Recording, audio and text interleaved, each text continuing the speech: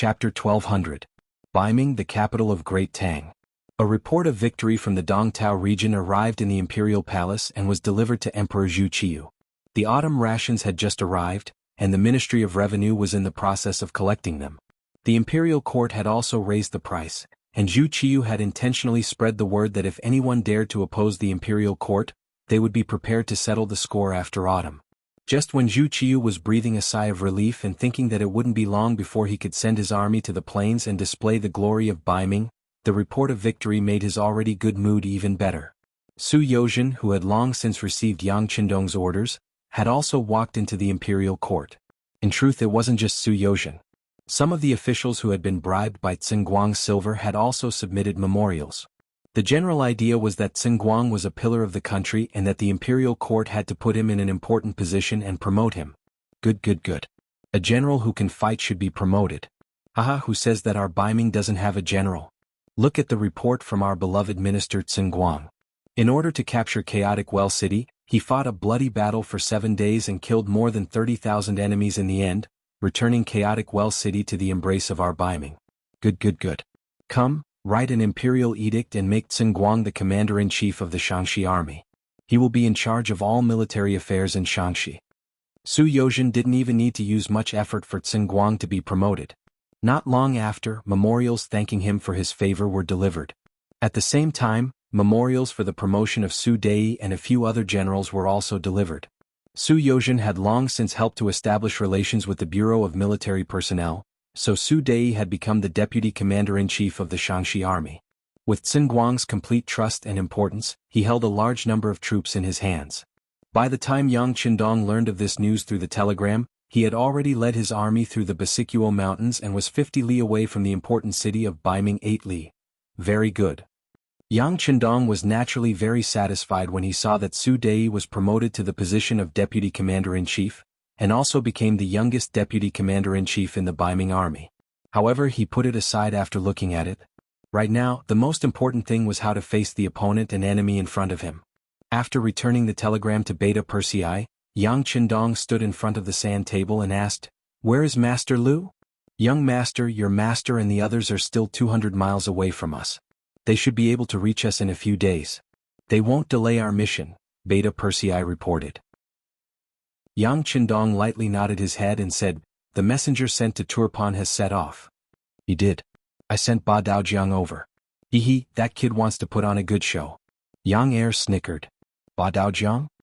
Hearing that the captain of the Black Cavalry was the messenger, Yang Qindong couldn't help but smile and said, "Who came up with this idea?" However, Ba Daojiang is brave and resourceful.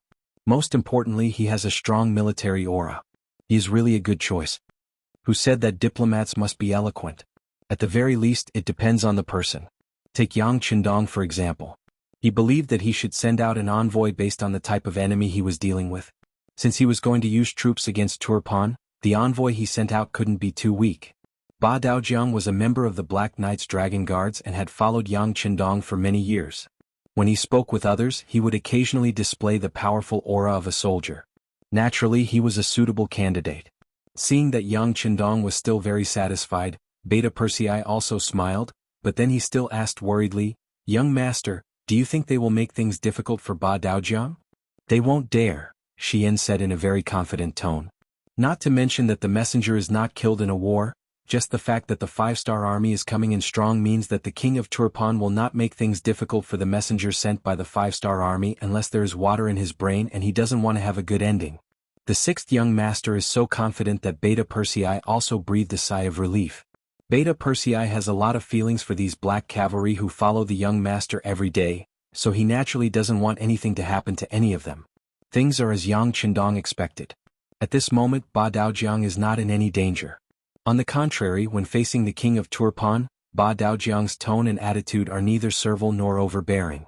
After following Yang Qindong for so long, Ba Daojiang's courage is not something that ordinary people can compare to. This time he took the initiative to ask Beta Persei for this mission because he wants to make a greater contribution.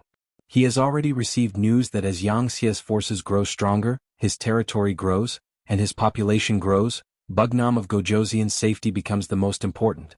The number of Black Cavalry members was going to increase accordingly. It is said that the original 1,000 Long Wei will be expanded to 2,000, and Qiu Vi and Dao Xiao will be the two captains.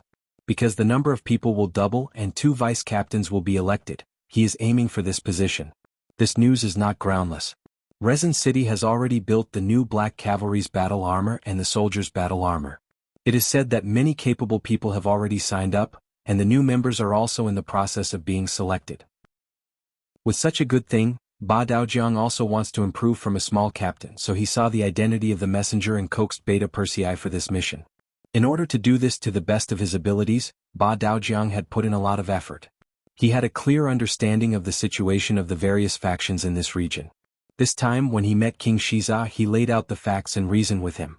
The gist of it was that the Turpan Empire was facing a huge crisis, and as the front line of the various factions, surrendering to the 5-star army was the best choice.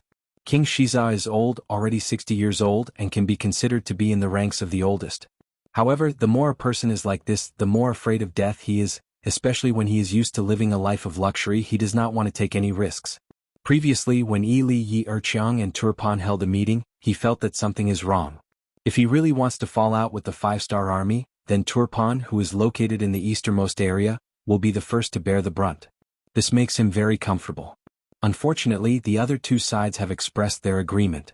His eldest son, Hardenbarter, who is also the eldest prince who represented him in the meeting of the three sides, expressed his position without asking him.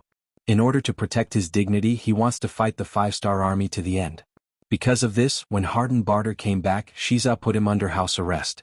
At this time, Ba Daojiang, who represented the 5-star army, appeared as a messenger. As soon as he appeared, he helped him analyze the situation. In the end, he said that if Turpan does not surrender, then it will be a dead end. At that time, as the king, Shiza will be buried here. And the Turpan people who died because of the war will blame him for generations to come. Respected King Shiza, everywhere my 5-star army goes, there is no place that we do not win. Do you think that a small Turpan can stop us? If you insist on using your weapons, then the only outcome that awaits you will be death. On the contrary, if you are willing to surrender, then not only will your people not suffer as the king, you will be sent to a place with beautiful scenery and pleasant weather to live out the rest of your life. Haha, in fact, there are already many kings and leaders of other countries there. They are all living very well. You will not be lonely there, you will definitely quickly fall in love with it.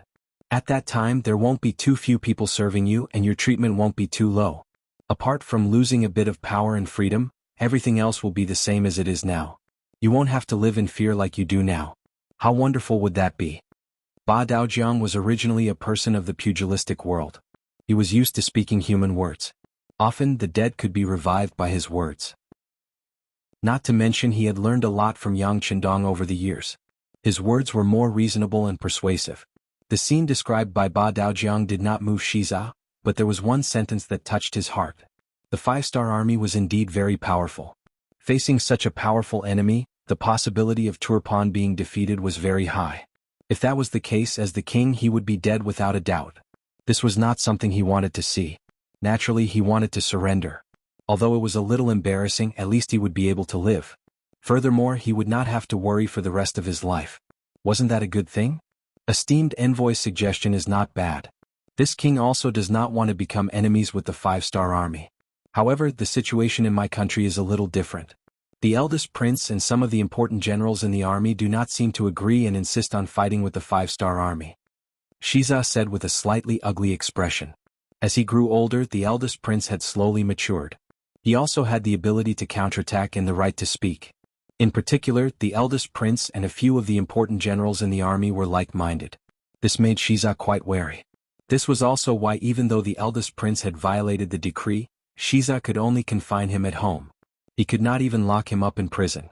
Ba Daojiang naturally did not know this. The relationship between some of the royal family was not something that outsiders could easily find out. After all, people who were born in such a family were used to acting from a young age. How many of them were sincere in what they said? It was extremely difficult to grasp the true thoughts of these people. Because he did not know, Ba Daojiang thought that Shiza's words were an excuse. A look of disdain appeared in his eyes as he asked, "What? Does your majesty want to become enemies with the 5-star army? Even if that's the case, there is no need to find such an unreasonable excuse." The truth was actually treated as an excuse by Ba Daojiang. Shiza did not know how to explain himself. Thinking that he could not become enemies with the 5-star army, he hardened his heart and said, "Forget it. This king will express his attitude here. I do not want to become enemies with the 5-star army. Therefore I choose to surrender."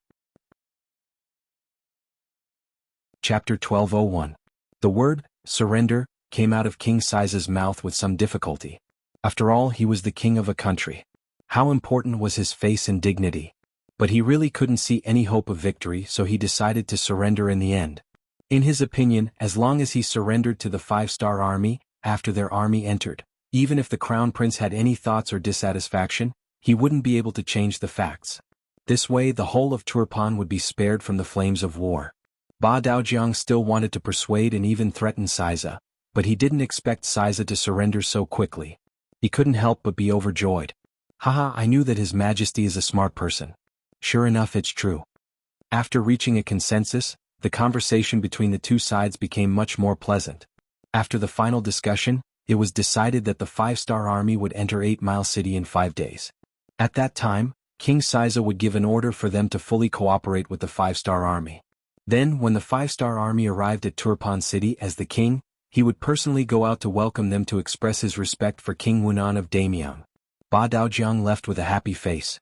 The mission was completed, and it went so smoothly that it made him extremely happy. Originally, it would take more than 2 days to travel on a fast horse, but it took him less than 2 days to take a shortcut back to the 5-star army's camp in front of 8 Mile City. Then he happily told the news to Yang Qindong. After knowing that Ba Daojiang had returned to the camp and really completed the mission of persuading the king of Turpan to surrender, Yang Qindong also smiled. Not bad, I didn't expect Ba Daojiang to have such ability. Not bad. Ah, young master, this should be due to the fame of our 5-star army. Beta Persei also laughed. As the person in charge of the Black Cavalry, of course, he had to be modest. Ah. Yang Qindong laughed after hearing this. He pointed at Beta Persei and said, I didn't expect you to be modest. Alright, with this reward, Baojiang will be rewarded handsomely. Yes, thank you, young master. Beta Persei quickly saluted and laughed. Things went unexpectedly smoothly. The 5-star army began to prepare to enter the city. Since the king of a country had made a promise and even wrote an imperial edict to Badao Jiang, no one doubted it. After all, if there was a mistake, Saiza, as the king, would be labeled as a lowly person. This was a very shameful thing for the king of a country. Even if he won the war, no one would trust him. But what if Saiza was no longer the king? Then wouldn't this imperial edict be nullified as well? Turpan's capital, Turpan City, the first prince's residence. 2 tall and strong men were discussing something with a young man in the secret chamber of the prince's mansion. The young man had an extraordinary temperament, especially when he raised his hands and stamped his feet. He always gave people a very noble feeling. He was the first prince of Turpan, Harden Barter. It must be said that Harden Barter was a very capable person. In history, the rise of Turpan began from his generation. Later, after the famous Prime Minister Arab died because of old age, Harden Barter, who inherited the throne, took the opportunity to rise. In the end, his grandson unified the entire Yilianli region, turning the 3 forces into one. This was also the predecessor of the modern Xinjiang. Of course, such a person in history would not be willing to submit to the 5-star army. As a prince, and the future leader of Turpan, Harden Barter advocated to go to war with the 5-star army during the 3 Kingdoms Conference, which caused his father to be angry. Harden Barter translated it into Chinese. The general idea was that he was resolute and heroic. How could such a person be willing to be grounded at home?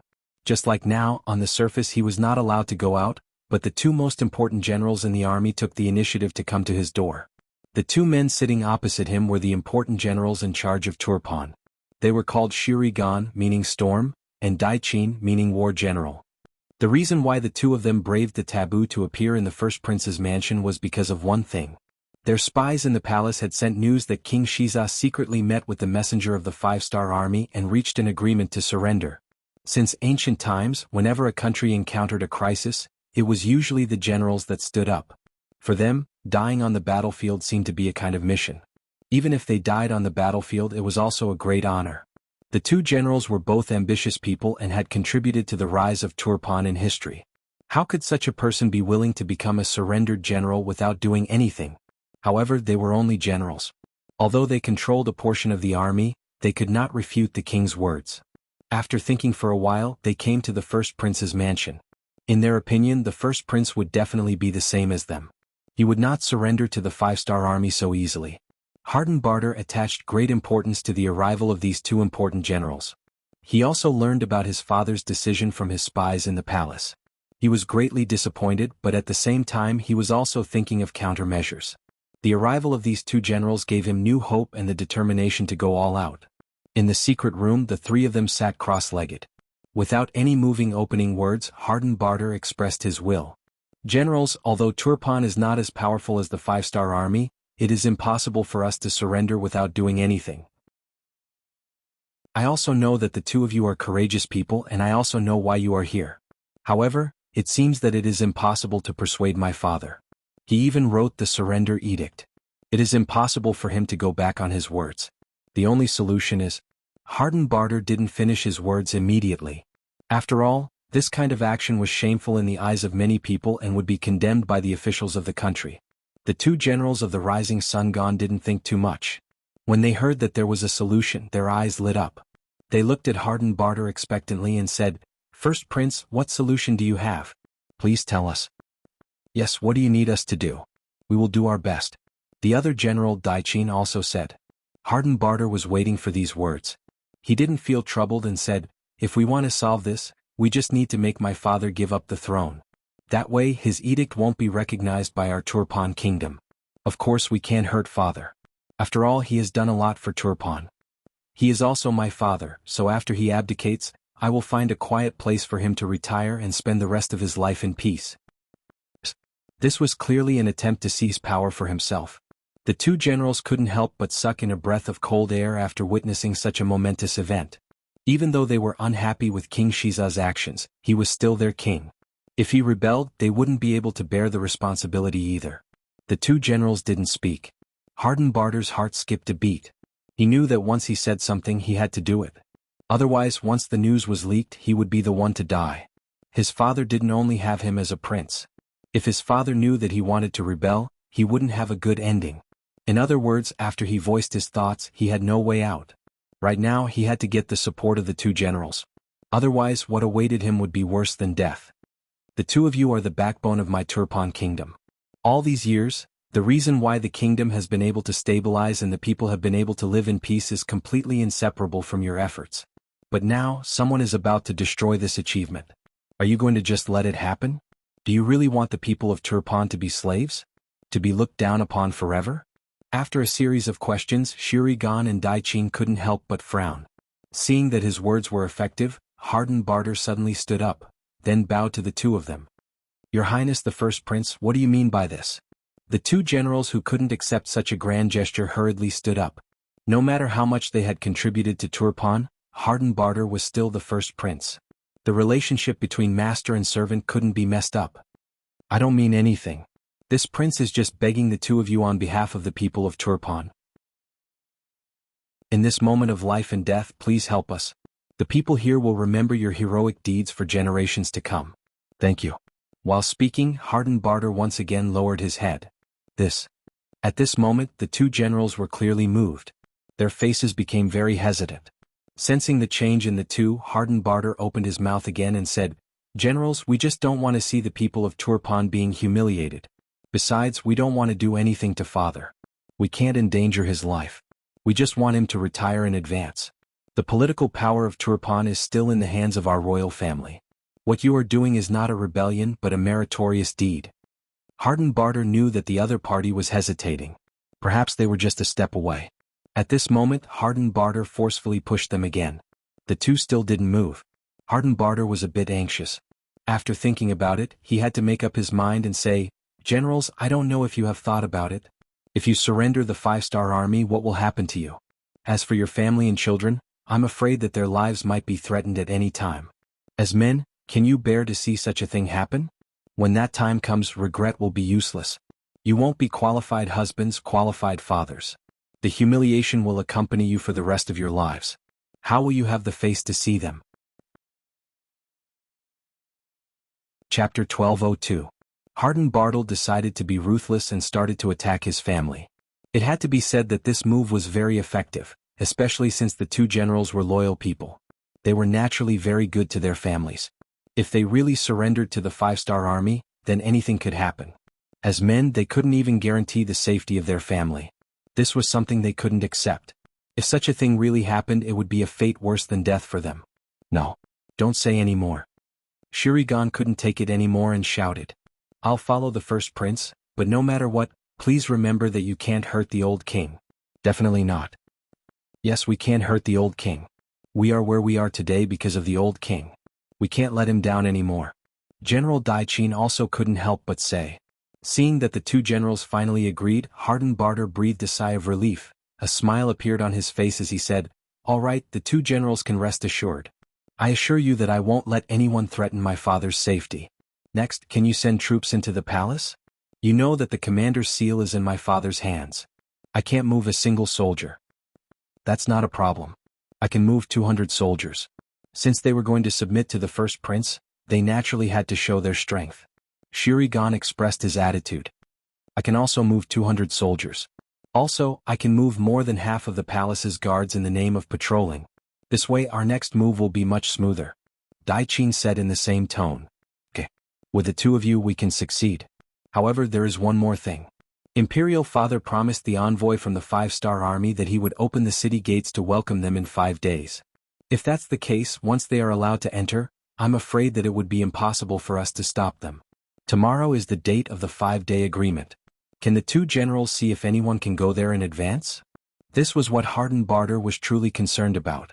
Once the main gate was occupied, the Turpan kingdom would enter a passive state in the following battles. Knowing that this was a serious matter, the two generals looked at each other. In the end, Shurigan stepped forward and said, If that's the case, I'll bring some men over. The general guarding the city is my subordinate. You should listen to me. Seeing that the rising Sun God had taken the initiative to take on this important mission, Harden Barter was naturally overjoyed. All right, then I'll leave everything to you, General. Your 200 soldiers can also go with you. After all, it's most important to not lose control of the situation. No need. 8 Mile City has 20,000 soldiers. I won't be able to take it down even if I don't bring 200 soldiers with me. This time I'm convincing you with reason. I know what I'm doing. Shurigan shook his head. He knew that forcing King Shiza to step down was the most important thing. Otherwise, even if he took control of 8 Mile City, he would be labeled as a traitor. Then he would have no way out. The matter was decided just like that. After Shurigan left the first prince's residence, he quickly rode his horse and only brought 2 soldiers to 8 Mile City. His time was limited. After all, he had to get there before dawn. Otherwise, some things would be unstoppable. The first prince and General Daiqin stayed behind. After some discussion, they decided to take down the palace at 3 in the morning. That was when people entered a deep sleep. It was also when people's guard was at its lowest. Whether it was King Shiza of Turpan or the spies that Yang Xie arranged in Turpan, none of them knew about this. No one believed that a rebellion was about to happen. No one doubted that someone actually dared to do this. To outsiders, both Shurigan and Daiqin were personally promoted by King Shiza. How could a dog bite its master? At night, the weather at the end of September was already a bit cold. The palace guards who were in charge of patrolling the palace had already entered a half-asleep state. After Daiqin used the reason of patrolling to take away half of the palace guards, the entire palace's defense level dropped to the lowest. There were less than 500 people and most of them were in a muddle-headed state. Especially when it was about to be daybreak, a person's guard was really low. It was also at this moment that black figures flipped over the walls and entered. Like venomous snakes, they moved towards the inner courtyard of the palace without any signs of life. They made their way in layer by layer, getting closer and closer to King Shiza's chambers. Who is it? As the large group of black-clothed soldiers entered, their movements finally attracted the attention of the palace guards. Following this shout, an arrow pierced through the air and hit the chest of the person who shouted. The arrow pierced through the heart and died. This arrow was like the order to attack. Countless black shadows shouted and charged forward. They charged towards the palace guards who were completely unprepared and didn't expect this at all. The chaos started. Due to the lack of preparation and the fact that their forces were evenly matched, they quickly broke through one line of defense after another and got closer and closer to the king's palace. Such a large commotion had already woken up King Shiza, who was sleeping. When he heard from the guards that a group of people had surrounded the palace and were getting closer and closer to him, Saiza was so scared that he hid under a dragon table. His whole body trembled as he kept repeating the same sentence, "Don't kill me, don't kill me." When the sky was bright, 300 of the palace guards were killed, 100 injured and close to 100 captured. King Shiza, who had fainted from fear, was carried away and placed in a secret place. Under the accompaniment of General Dai Qin, Prince Harden Barter sat on the throne as he wished. He also received the tiger token and country seal to command the army, confirming the fact that he was the new king of Turpan. Don't lose 8 Mile City. When the sky brightened, the East City Gate near the 5-star Army's camp was all opened, showing that they were determined to surrender according to the agreement. Advance. Yang Qindong stood in front of the main camp and waved his arm with a smile. Immediately, the 5,000 Mongol cavalry of the Wufeng army raised the 5-star flag and charged towards Don't Lose 8 Mile City. Each and every one of the cavalry was filled with vigor. On the city wall, Shiri Gan, who had already put on a set of general armor, squinted his eyes as he looked at the scene in front of him. He had arrived before dawn, and after some persuasion, the general of the city guard had returned to his side. Of course, part of the reason was because of Shiri Gan's persuasion. Of course, it was also because the defending soldiers didn't want to surrender before even shooting an arrow. As a soldier, as long as one had courage, unless it was necessary, no one would be willing to surrender. Get ready. Seeing that the vanguard of the 5-star army had arrived at the city gate and were about to enter, Shiri Gan shouted, "Fire!" So. The Turpan soldiers who were hiding under the battlements jumped out like fishes. They were like heavenly soldiers descending from the heavens. All of them took out their bows and shot at the defenseless 5-star army cavalry. Since they were defenseless and didn't expect something like this to happen, hundreds of them were hit by arrows. Some of them were killed on the spot while others were injured. They cried out in pain on their horses. Close the city gate. After succeeding in his attack, Shiri Gan immediately gave the order to close the city gate. He noticed that the 5-star army had more than 100,000 soldiers. Even if he had the upper hand, if he wasn't careful, he wouldn't be able to defend the city. The sudden change at the city gate caught the 5-star army off guard. The Mongol cavalry general, Narasong, who was following the troops to enter the city, ordered the cavalry to retreat. His eyes were red as he rushed back to the tent and knelt in front of Yang Qindong. "My king," the Turfan army went back on their words. "Please allow me to lead the troops to siege the city to collect the blood debt." At that moment, not only Narasong but all the other generals had bloodshot eyes. They were furious. Yang Qindong, who was wearing a golden cape, didn't look any better. He didn't expect the Turpan army to do such a thing and lie to him. Although the Mongol cavalry wasn't his own, since they were able to join him, he was confident that he could turn them into his own. After all, they were his soldiers. Of course, he was furious that such a thing happened. Report. Just as all the generals were furious and were waiting for the order to attack the city, Wang Shan suddenly appeared. He held a telegram from the Turpan Security Bureau and handed it to Yang Qindong. After taking it and glancing through it, Yang Qindong sucked in a cold breath. At the same time, the anger in his heart subsided. He looked at the generals and said, "Let's retreat. Let's go back to the tent for a discussion." Yang Qindong turned around and walked into the tent. At that moment, Badao Jiang, who was wearing the black cavalry uniform, was kneeling on the ground. Kneeling with him were Qiu Vi, Dao Shao, Peng Yu and a few other captains. It was obvious that they had seen how the Turpan army went back on their words and even used the chance to injure the Mongol cavalry. Thinking back to how confident he was when he had completed the mission, Badao Jiang was here to ask for forgiveness. The rest of the people were tied up so that the 6th young master could deal with them leniently. "Get up. This isn't your fault. Badao Jiang, you've completed your mission well." Yang Qindong walked in front of the crowd and stopped. After he finished speaking, he walked into the big tent. If it was before he saw the telegram, Yang Qindong might have been furious. However, now that he knew what had happened, he wouldn't make things difficult for Badao Jiang. Speaking of which, he didn't expect such a thing to happen. Chapter 1203. That's right, it was recorded in the telegram that Prince Harden Barter had suddenly declared himself king and replaced King Shiza. He had also announced to all of his subjects and commoners that from today onwards, Turpan would declare war on the 5-star army. When this sudden news came out, the intelligence department immediately started to investigate the reason. They didn't want to send a telegram to Wu Nanking without any head or tail. Because of this, they were a little late, which caused the loss of the Mongolian cavalry. However, Yang Qindong could not blame them. After all, the news needed to be confirmed and they needed to find out the reason. It was normal for them to report it in the evening. Moreover, he did not expect such a thing to happen in Turpan either. After returning to the tent, he looked at the contents of the telegram. Hardenbarter had actually used force to open the gates of the royal palace and seized power. At the same time, he was shocked and blamed himself. How could a kingdom surrender so easily without even firing an arrow? He had actually believed it. Looks like I was too careless. Things went too smoothly and I became too arrogant. I have to pay attention to this in the future. While Yang Qindong was reflecting on his actions, the other generals had also entered the tent.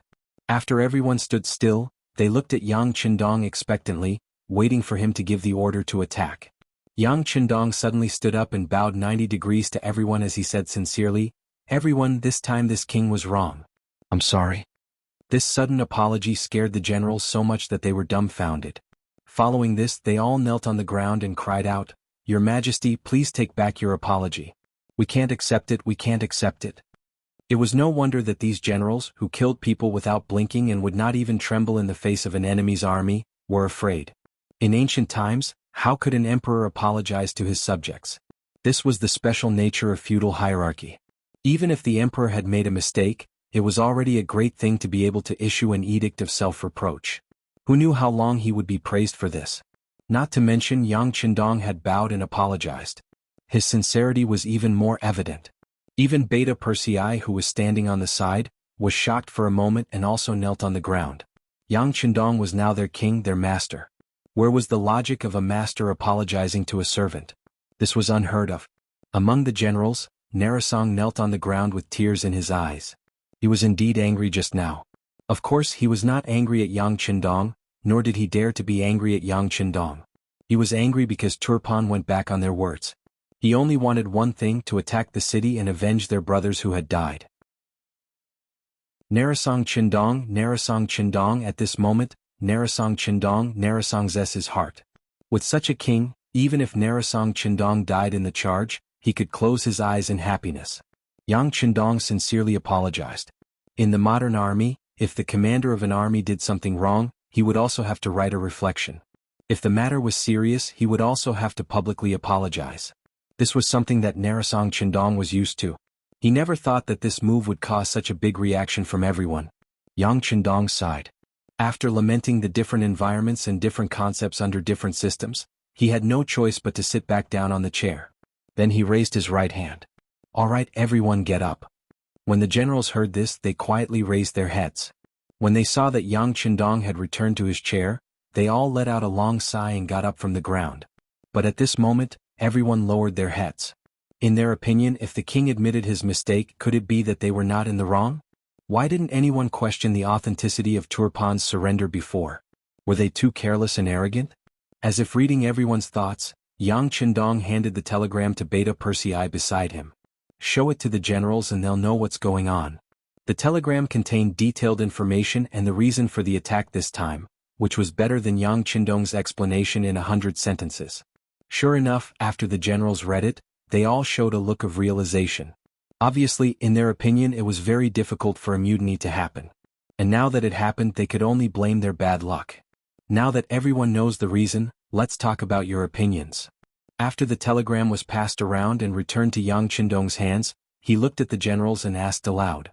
After knowing the cause and effect, the generals quickly made a decision in their hearts. Immediately, the 1st Cavalry Division's division commander Tian, who was the first to stand up. "Teacher, in my opinion, since their new king has declared war on us, then we don't have to be polite. We'll just send our troops to fight. Our 1st Division is willing to be the vanguard and take down as many as possible to avenge our dead comrades." Tian, who took the initiative to ask for battle, but in the eyes of the other generals, they were unwilling to comply. After Na Raizong reacted, he immediately stood up and said, "My king, the ones who were injured are our Mongolian cavalry.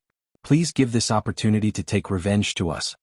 6th young master, please give the mission to our new army. I promise to take it down in 3 days at the latest."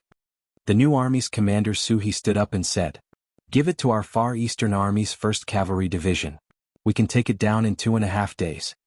Division Commander Dai Qua also stood up and said, "Give it to us." In an instant, all the generals stood up and requested to be the vanguard.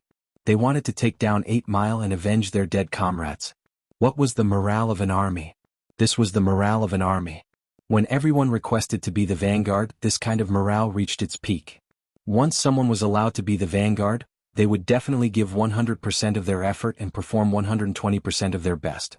At this time, if Yang Qindong gave the order, the siege would definitely be twice the result with half the effort. But, however, Yang Qindong still shook his head. Not for anything else, but he was very clear about one thing. This time he brought all the cavalrymen. If he let the cavalrymen attack the city, not only would the effect be worse, the losses would also be greater. This was not what he wanted to see. However, he couldn't use the cavalrymen. 8 Mile City had to be taken down no matter what. Just based on the fact that the enemy suddenly attacked and killed nearly 1,000 of his cavalrymen, he had to take revenge. Otherwise, how could he face his generals and intimidate the enemy? Beta Persei, when will the 4th Master Lu arrive? Yang Qindong asked Beta Persei, who was beside him. Beta Persei was still thinking about which army the young master would send out when he suddenly heard this question.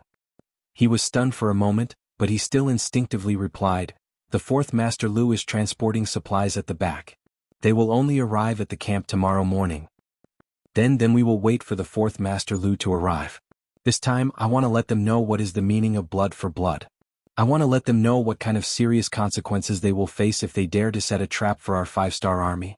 Yang Qindong's voice was sonorous and powerful as he spoke.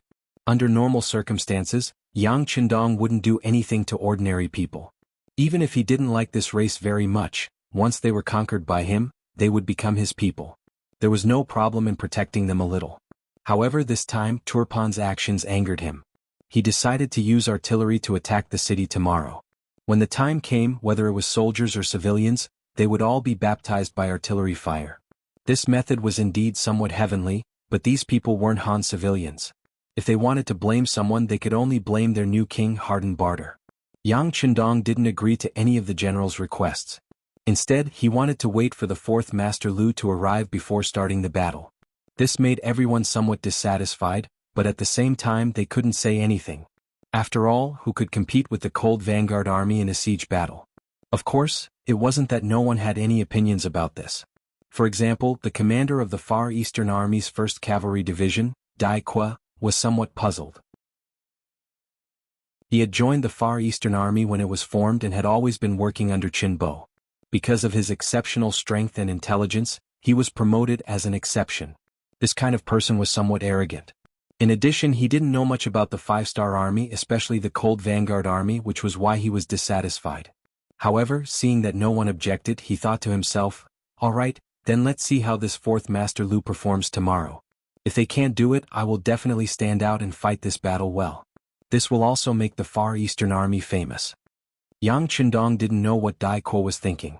Even if he knew, he wouldn't care too much. He had absolute confidence in the 4th Master Lu. Don't lose 8 Mile City. After a wave of arrows killed nearly 1,000 enemies, the 5-star army retreated. Shirigan's expression didn't relax. Instead, he became even more nervous. He ordered the soldiers to go up the city walls and prepare kerosene, pillows, and boulders. He was waiting for the 5-star army to attack the city. He only had 20,000 soldiers, so he didn't have much confidence. He only hoped that the new king, Harden Barter, would be able to bring his troops over as soon as possible. On the city walls, all of the Turpan soldiers were waiting. Many of them were so nervous that they were covered in cold sweat. However, in the 5-star army's camp 5 miles away, it was a relaxed scene. The cooks were cooking. Smoke curled up into the air, and the aroma of the meat filled the eyes of many soldiers with satisfaction. Just now, the higher-ups had sent down an order for everyone to rest for a day and prepare to attack tomorrow afternoon. At that time, it wouldn't be easy for everyone to eat in such a relaxed and defenseless place. This was the calm before the storm. Many of the soldiers took this time to rest and prepare themselves for the next battle in their best condition. The 5 Astral Army suddenly stopped attacking. This was out of Rising Sun Gon's expectations. Even when night fell, there was still no movement from the other side. Finally, he could not help but write a letter and send it back to Tulyafan City to deliver to the new king. Chapter 1204. By the time he received the letter, it was already noon of the second day. It took 2 fast horses to deliver the letter. Harden Barter, who was wearing the king's robes, nervously opened the letter. What he was most worried about was the five-star army attacking the city. Dai Qin, who was standing beside him, also felt the same way about hardened Barter's worries. When he saw that the letter was opened and the new king was stunned, he couldn't help but feel even more nervous. He carefully asked, "Your Majesty, did something go wrong?" Hardened Barter didn't reply to General Dai Qin's question. He was still stunned. When he was asked a second time, he finally handed the letter over. "General, look at it yourself." Dai Qin took the letter with a trace of nervousness. After carefully reading it, he couldn't help but laugh. "Good news, good news. King, the five-star army didn't dare to attack the city after suffering a loss. From this, we can see that they aren't as strong as the rumors say. As long as we can defend the city and wait for our reinforcements to arrive, we can definitely keep them out of the city. This way our country will be safe. At that time, when the other countries come to help, it will be time for us to fight back with all our strength." Dai Qin's idea was indeed correct. Defend the city and not let the five-star army attack. Then gather the forces of Ili Li Yi Erqiang and Wara's cavalry. They will have hundreds of thousands of soldiers. At that time, their military strength will exceed the enemy's and their supply lines will be much closer. This way their chances of victory will be much higher. After a bout of laughter, Dai Qin noticed that the new king was still frowning. Confused, he asked, "King, this is good news. Why aren't you unhappy?" "Well, I feel that something is wrong. How can the five-star army, which is able to defeat the great Ming dynasty and even the cavalry of the grassland, who are the best at fighting, be so weak? Do they still have some kind of plan?" Hardened Barter was indeed one of the kings who established Turpan's strength. He was able to see the problem on the spot. However, General Dai Qin didn't agree with his idea. "Your Majesty, don't worry. No matter what kind of strategy they have, as long as we don't let them attack and lose 8 Li, then they won't be able to use any ability. At that time the initiative will be in our hands. Won't we be able to do whatever we want? Of course, if your Majesty is worried, I am willing to immediately rush to your aid." Hearing that Dai Qin was willing to send reinforcements now, Hardened Barter's face looked much better. "Okay, then I'll have to trouble you. But we only prepared 30,000 soldiers, is that enough?" "That's enough. 30,000 plus the 20,000 defending the city. That's a total of 50,000 soldiers. That's enough to last for 10 days to half a month or even longer. At that time, the reinforcements from other countries will arrive as well. There won't be a problem," Dai Qin said confidently. These words gave Hardened Barter a lot of confidence. He nodded happily and said, "All right, then this king will give you the tiger seal. General, don't worry, this king will immediately urge the other countries to send reinforcements." "Your Majesty, I will go and prepare now. We will be able to lead the troops out in the afternoon," Dai Qin said excitedly. However, he didn't know what kind of opponent he was about to face. What he didn't know even more was that right now, 8 Li was about to face hell on earth. Yesterday, Yang Qindong gave the order that when the 4th Division arrived, they would immediately attack. When the order was given out, Ling Daqiang, who was escorting the supplies at the back, felt like grass had grown in his heart. He couldn't wait to get to 8 Li's city walls. "Come, call the regimental commanders for a meeting." Ling Daqiang, who couldn't suppress the excitement in his heart, finally couldn't hold it in anymore and called for the 4 regimental commanders. Very quickly, the 1st Regiment Commander Gao Xiang, the 2nd Regiment Commander He Wen, the 3rd Regiment Commander Lu Zheng, and the 4th Regiment Commander Yi Xingfeng hurriedly arrived in front of Ling Daqiang. Then, the 4 of them looked at the commander with inquiring eyes. They didn't understand why he called for everyone to gather when they would be able to reach 8 Li's city walls tomorrow.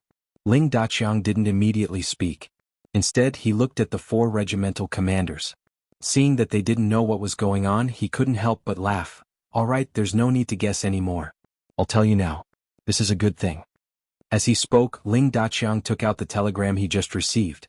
The 4 regimental commanders quickly passed it around and read it clearly. Then, the eyes of the 4 regimental commanders all lit up. The 1st Regiment Commander Gao Xiang said without hesitation, "Our 1st Regiment is the main force. This time, it will definitely be our 1st Regiment's turn to shine." Hey, you can't be like this. Every good thing goes to the 1st Regiment first. Our 2nd Regiment isn't satisfied." The 2nd Regiment Commander He Wen immediately expressed his opposition. Then the other 2 regimental commanders also expressed their opposition. In the end, the task still fell to Ling Daqiang. Commander Ling Daqiang was very clear that this was an extremely important matter. Everyone wanted to get this mission. It was just that he, as a commander, was in a difficult position as to who to send. In the end, he actually rolled his eyes and used the most primitive method to solve the problem, which was to draw lots. He prepared 4 slips of paper for everyone to draw. 3 of them didn't have anything written on them. Only the last one had the word, attack, written on it. Whoever got the mission would get it. This method was unanimously approved by the 4 regimental commanders. It was fairer to compete with luck. No one could say anything about it. Just like that, after the 4 regimental commanders competed with their luck, the 2nd regiment commander He-Wen got the slip with the word attack written on it. Ha ha ha ha, our 2nd regiment will be the attack. After opening the slip in his hand, He-Wen shouted with joy. The other 3 regimental commanders had dejected expressions. They looked at He-Wen with eyes full of envy. Alright, the mission will be given to the 2nd regiment. But regiment commander please remember that your regiment will be escorting 5 100mm mortars at the front of the group. Whether or not you can reach the main camp by noon tomorrow will depend on your ability. If you can't reach on time, the other regimental commanders will be drawing lots. You won't have anything to do. Also, if you don't complete the mission well this time and the landing point is not accurate, the 2nd regiment won't have anything to do with this kind of mission in the future. Are you willing to accept? Ling Daqiang continued to raise a series of requests to increase the difficulty of the mission. Yes, I'll accept all of them. Ah. The 2nd regiment commander He-Wen said confidently. Speaking of which, as a member of the Cold Vanguard, it was normal for them to practice with cannons. Although they couldn't practice it as often as they practiced with guns, they would still have missions to fire from time to time. Once they had a target, they would definitely not miss. Just like that, the other 3 regimental commanders sent He-Wen off with envious gazes. The 5 100mm mortars that accompanied the army also left with the 2nd regiment. In order to complete the mission and complete it efficiently, He-Wen rushed all the way. Before noon the next day, he had already arrived 9 miles in the morning. He even took the time to let the soldiers rest for 2 hours and eat some food. Then he placed the 5 mortars 300 meters in front of 8 Mile City. Yang Qindong had already sent someone to set the measuring stick. Now that the target was right in front of them, He-Wen started to order the loading of the mortars in front of the entire army. The feeling of being envied in front of so many people was just too good. Yang Qindong brought all the generals out. Especially the Mongolian army led by Na Ri Song. They had already put on their armor and were ready to charge. This was also Yang Qindong's compensation for them. Since they had suffered a loss yesterday, of course they had to make up for it today. On top of 8 Mile City, General Shurigan was looking at the scene below with his soldiers. This is the Red Barbarian Cannon. Because it was located in a remote area, the Rising Sungon had never really come into contact with this thing. However, they had heard that it existed. Now that they saw it in front of the city, they could not help but be shocked. Then they shouted at their soldiers, "Quick, find a place to hide, quick!" Although he had never seen the power of the cannon, he believed that since the 5-star army had waited for so long, they would not hesitate when they attacked. Under Shurigan's shouts, the soldiers of Turkmenistan quickly found a place to hide. However, because they did not have enough knowledge, most of the soldiers only hid under the battlements. In his opinion, with the city walls as a defense, it was already safe enough. Regarding the reaction of the people on top of the city, Commander He-Wen acted as if he did not hear anything. At this moment he was still meticulously completing his actions. He ordered his men to adjust the measuring stick and make the necessary preparations. The cannon was being prepared in an orderly manner. Commander He-Wen acted as if he did not hear the reaction of the Turkmenistan soldiers below the city gates. This was because he knew that once the cannons were fired, it would be difficult to say where he would be safe. Therefore, whether he hid or not, or where he hid, would be the same. The 5-star army was waiting in formation, especially the Mongolian cavalry led by Na Ri Song. Although Yang Qindong had said that they could only attack after half an hour of bombardment, he was still fully prepared. The sun hung high in the sky and from time to time a cold wind would blow, but at this moment, many people no longer felt anything. Everyone's attention was focused on the 5 pitch-black iron blocks at the front. They were waiting to see how powerful they would be next. Among the cavalry, it was not that no one had seen the power of cannons before. However, most of them had only seen cannons firing 1 round at a time. Not many of them had seen 5 cannons firing at the same time. The result was not something they could imagine. Everything that was about to happen next made them not even want to blink. They were afraid that they would miss something. Finally, under everyone's anticipation and complicated thoughts, the 5 100mm mortars were ready. The cannons were also loaded. They only needed to wait for the final order to fire 5 rounds. Chapter 1205. He didn't immediately give the order because this was the first time he had to deal with something like this. Although Yang Xie was powerful, his ability to rely on cannonballs was still very weak. The process wasn't up to standard, so out of 10 cannonballs, only 1 or 2 could actually be used. This made them have no choice but to use them sparingly. This was also the reason why cannons weren't widely used until now. It was because the technology wasn't mature enough. Everything depended on a large probability and hard work. It was because of the preciousness of cannonballs that he couldn't help but turn around to look at Yang Qindong. He was waiting for the 6th young master to give the final order. He didn't say anything and only nodded his head, representing Yang Qindong's attitude. Normally, a city with only 50,000 people and 20,000 soldiers didn't need to be so big. However, the shameless sneak attack yesterday made Yang Qindong unhappy. Even if he had to waste some cannonballs, he wanted to make the enemy pay the price. He wanted to tell the world what the consequences of messing with the 5-star army were. After receiving the final order, He-Wen's eyes flashed with excitement. He quickly turned around and shouted with a red flag in his hand, "Cannoneers, prepare to fire. Fire." He-Wen shouted with all his strength, causing the veins on his neck to pop out. Along with his shout, boom boom boom boom boom.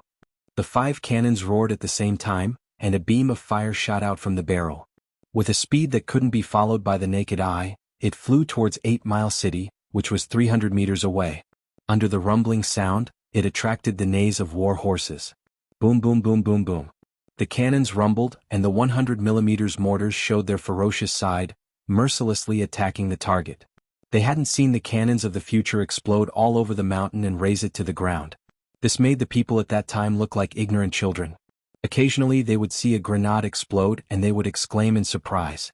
In the eyes of such people, the power of the 100mm mortar was as terrifying as the nuclear bomb tests of the later generations.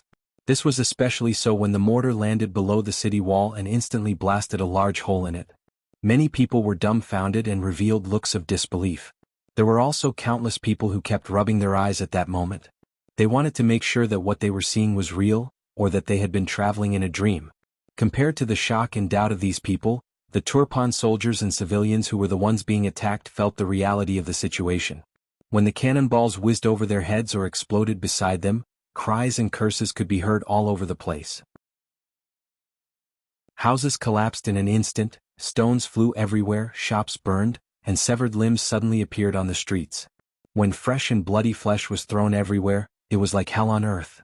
In the next second, no one knew where the cannonball would land. It was like the sword of Damocles hanging over everyone's head, making them feel nothing but fear. No one knew what would happen in the next second. No one knew if they would still be alive in the next second.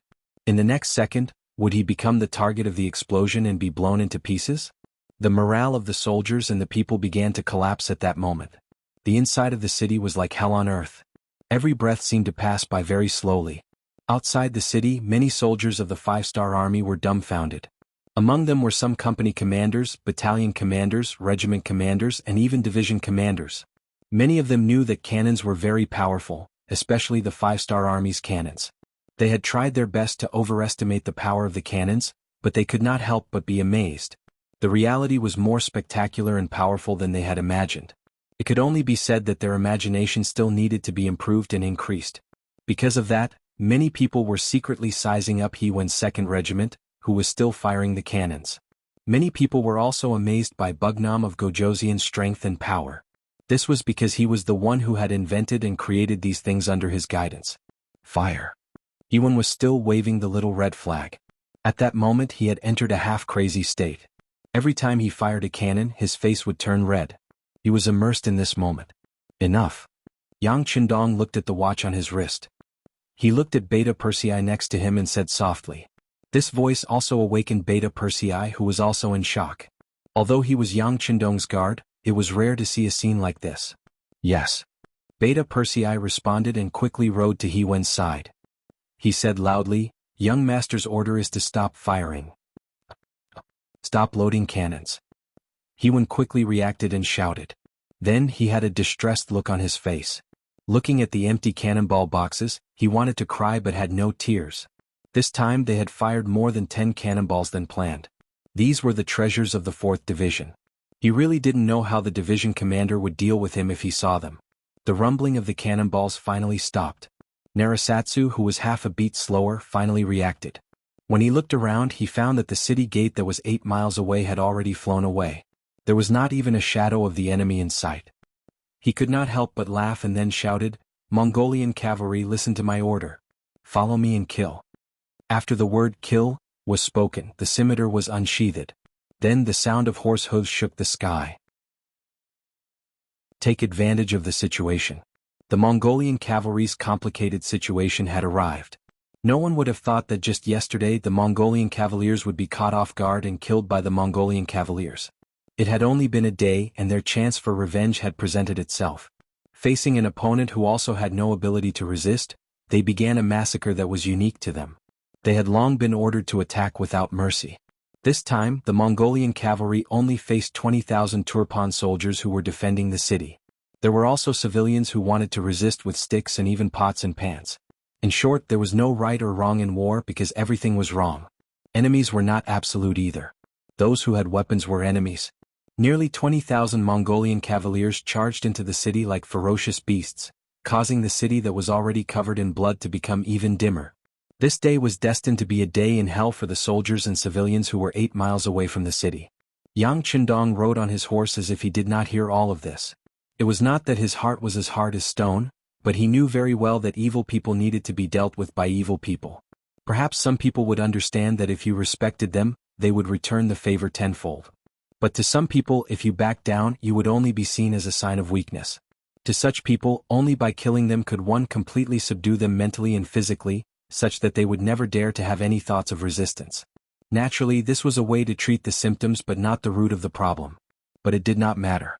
Yang Qindong still had a backup plan, which was to move the civilians away. When a place was filled with strangers, their so-called national spirit would naturally crumble. If they could live a good life, then no one would rebel. A war that could not be considered a war that was just a massacre, finally ended after the Mongolian cavalry vented their anger. After the battle, out of the 20,000 Turpan soldiers, over 8,000 were killed, and the captives were all injured. Out of the 50,000 civilians, over 5,000 died and many were injured. This was the result of playing tricks with the 5-star army. Maybe if they did not play tricks and fought head-on, they would not have suffered such heavy losses. What was worth mentioning was that the defending general, Shirigan, had died under a giant rock. One could deduce that a cannonball had blown up the battlements and unfortunately, it landed on his body. A Turpan heavy general actually died just like that on the ground. It was as his name implied. Storm, he died in a storm. Your Majesty, your subordinate is untalented. About 200 cavalrymen escaped, and we were unable to catch up. Na Raizong appeared in front of Yang Qindong, his body reeking of blood. No worries, someone needs to report. Yang Qindong did not care about this at all. He even felt that the number of people who escaped was too little. In his eyes, those soldiers who had seen such a scene would not be able to fight against the 5-star army. The shadow in their hearts was their greatest enemy. 8 Mile City, which was seen as a natural stronghold, was lost just like that. From the start of the attack to the complete occupation, it took less than 4 hours. When the 200 cavalry that escaped scattered, and a portion of them returned to Turpan City, it was already the night of the second day. The new king, Hardenbarter, was woken up from the palace, and he learned about what had happened from the general on duty. What? 8 Mile City was lost, the 20,000 troops were wiped out, and Shirigan general died in battle. After hearing the report from the general on duty, Hardenbarter fell back into his throne, his eyes devoid of light. How could this be? How could this be? After a long while, Hardenbarter finally sobered up, but he still couldn't stop himself from blurting out this sentence. King, I heard from the soldiers that escaped that the 5-star army used a powerful cannon that turned the entire 8 Mile City into hell. When the general on duty said this, his whole body trembled. He couldn't help but think that if this was true, then how could they use swords and spears to fight against the cannons? What was the difference between this and throwing away their lives? Cannons? Powerful cannons? How is this possible? This king has also heard of the great Ming's Divine Machine Battalion, but it was not that powerful. Hardenbarter asked in disbelief. Chapter 1206. But the soldiers who escaped all said so. My king, how should we deal with these people? The general on duty asked carefully. Because he was a general, he knew that if this matter was spread out, it would affect the morale of the army. He was afraid that no one would dare to fight against the 5-star army. How should we deal with them? Lock them all up. If anyone dares to say anything, behead them on the spot. Harden Barter was indeed an ambitious person. He quickly thought of the crux of the matter and revealed a ferocious look to the general on duty. Understood, my king. The general on duty nodded and went out to handle the matter. In fact, he wanted to say that it wasn't just these people who escaped. There were also some soldiers who ran away who didn't know where. He was afraid that the news couldn't be hidden. However, he didn't dare to say anything because he was afraid of Harden Barter's gaze.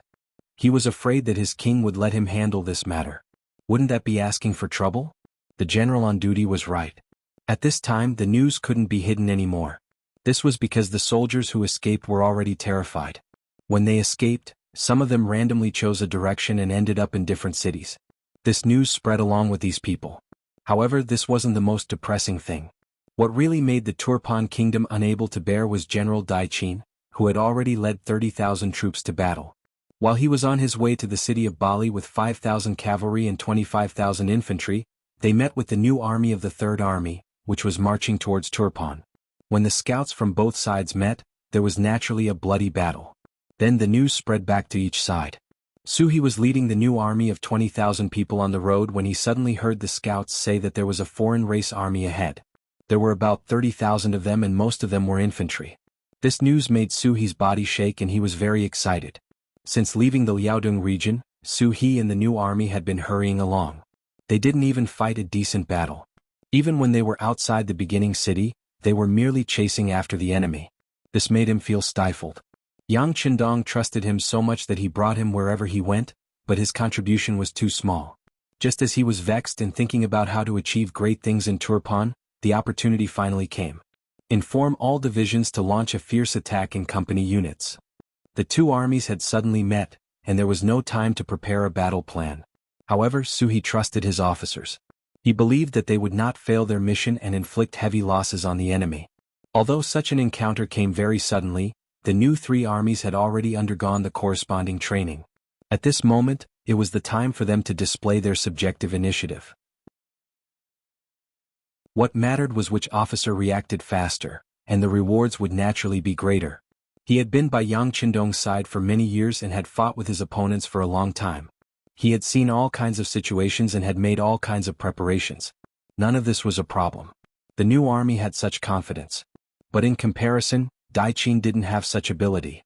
This didn't mean that Dai Qin's commanding ability wasn't good, but that the reaction of his soldiers was much worse.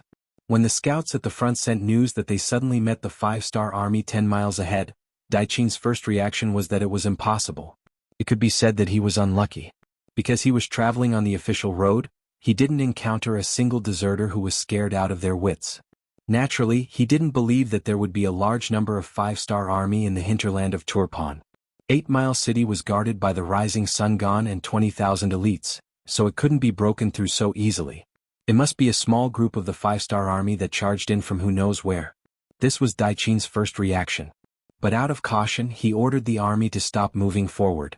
He would personally bring 5,000 cavalry to see what was going on. In Dai Qin's mind, the 5-star army wouldn't have too many people. With him leading 5,000 cavalry, it would be enough. Even if they really encountered a large number of enemy troops, he would still have the chance to retreat and form a defensive line. At that time, as long as he could hold the enemy here and then ask for reinforcements from the king, he could even launch a pincer attack with the Rising Sun Gon general. This would deal a heavy blow to the 5-star army and make a great contribution. To be able to think of such a plan in such a short time, Dai Qin could be considered a qualified general. But he neglected two important points. First, the so-called pincer attack only had one side left. This meant that this plan wouldn't work. Second, not only were his opponents strong, his 30,000 troops couldn't compare to them. It had been more than 10 years and the Turpan kingdom had not had any wars with the outside world. Their army had been living too comfortably. Although the training had been carried out before, when they encountered one of the elites under Yang Qindong's command, the new Third Army, it was naturally not enough. Not many people could predict the outcome of a battle before it even started, much less when General Dai Qin was still so confident. He brought 5,000 cavalry and charged out first. They were ferocious like a dragon coming out of the sea. Under the envious gazes of the 20,000 infantry, the 5,000 cavalry charged out. Half of the 30,000 Turpan soldiers were new soldiers that joined in recent years. A complete conscription system was one of the most important military reforms in Turpan. In history, it was because they were one step ahead of other countries that the strength of their army was maintained at a very high level.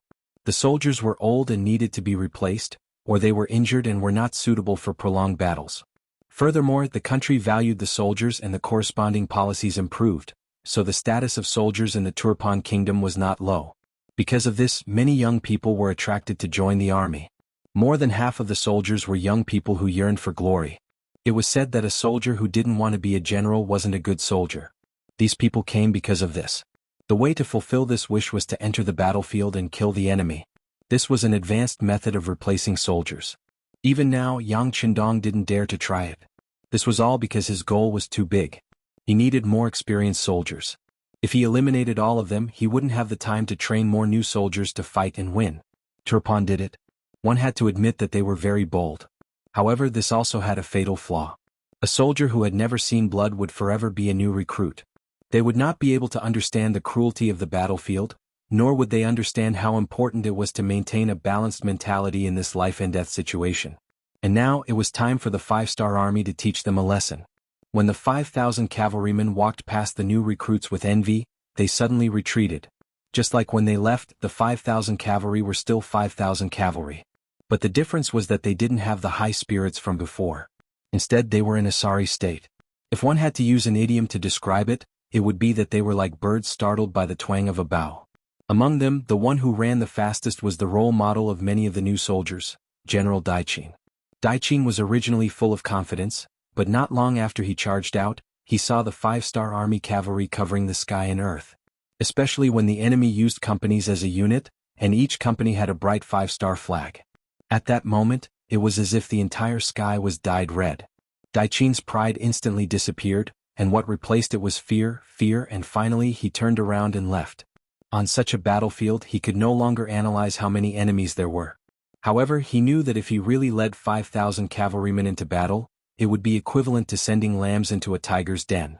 In the end, not a single one of them would be able to escape. How is this possible? There are so many enemies. What is Shurigan doing? Why didn't he report it? What? As he retreated, he kept cursing Shurigan.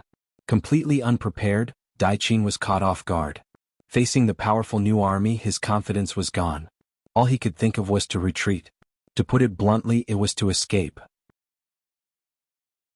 One soldier was fearful, while the general was fearful. When the main commander had his fear embedded in his bones, it was easy to imagine how this battle would continue. There was no hope of winning this battle.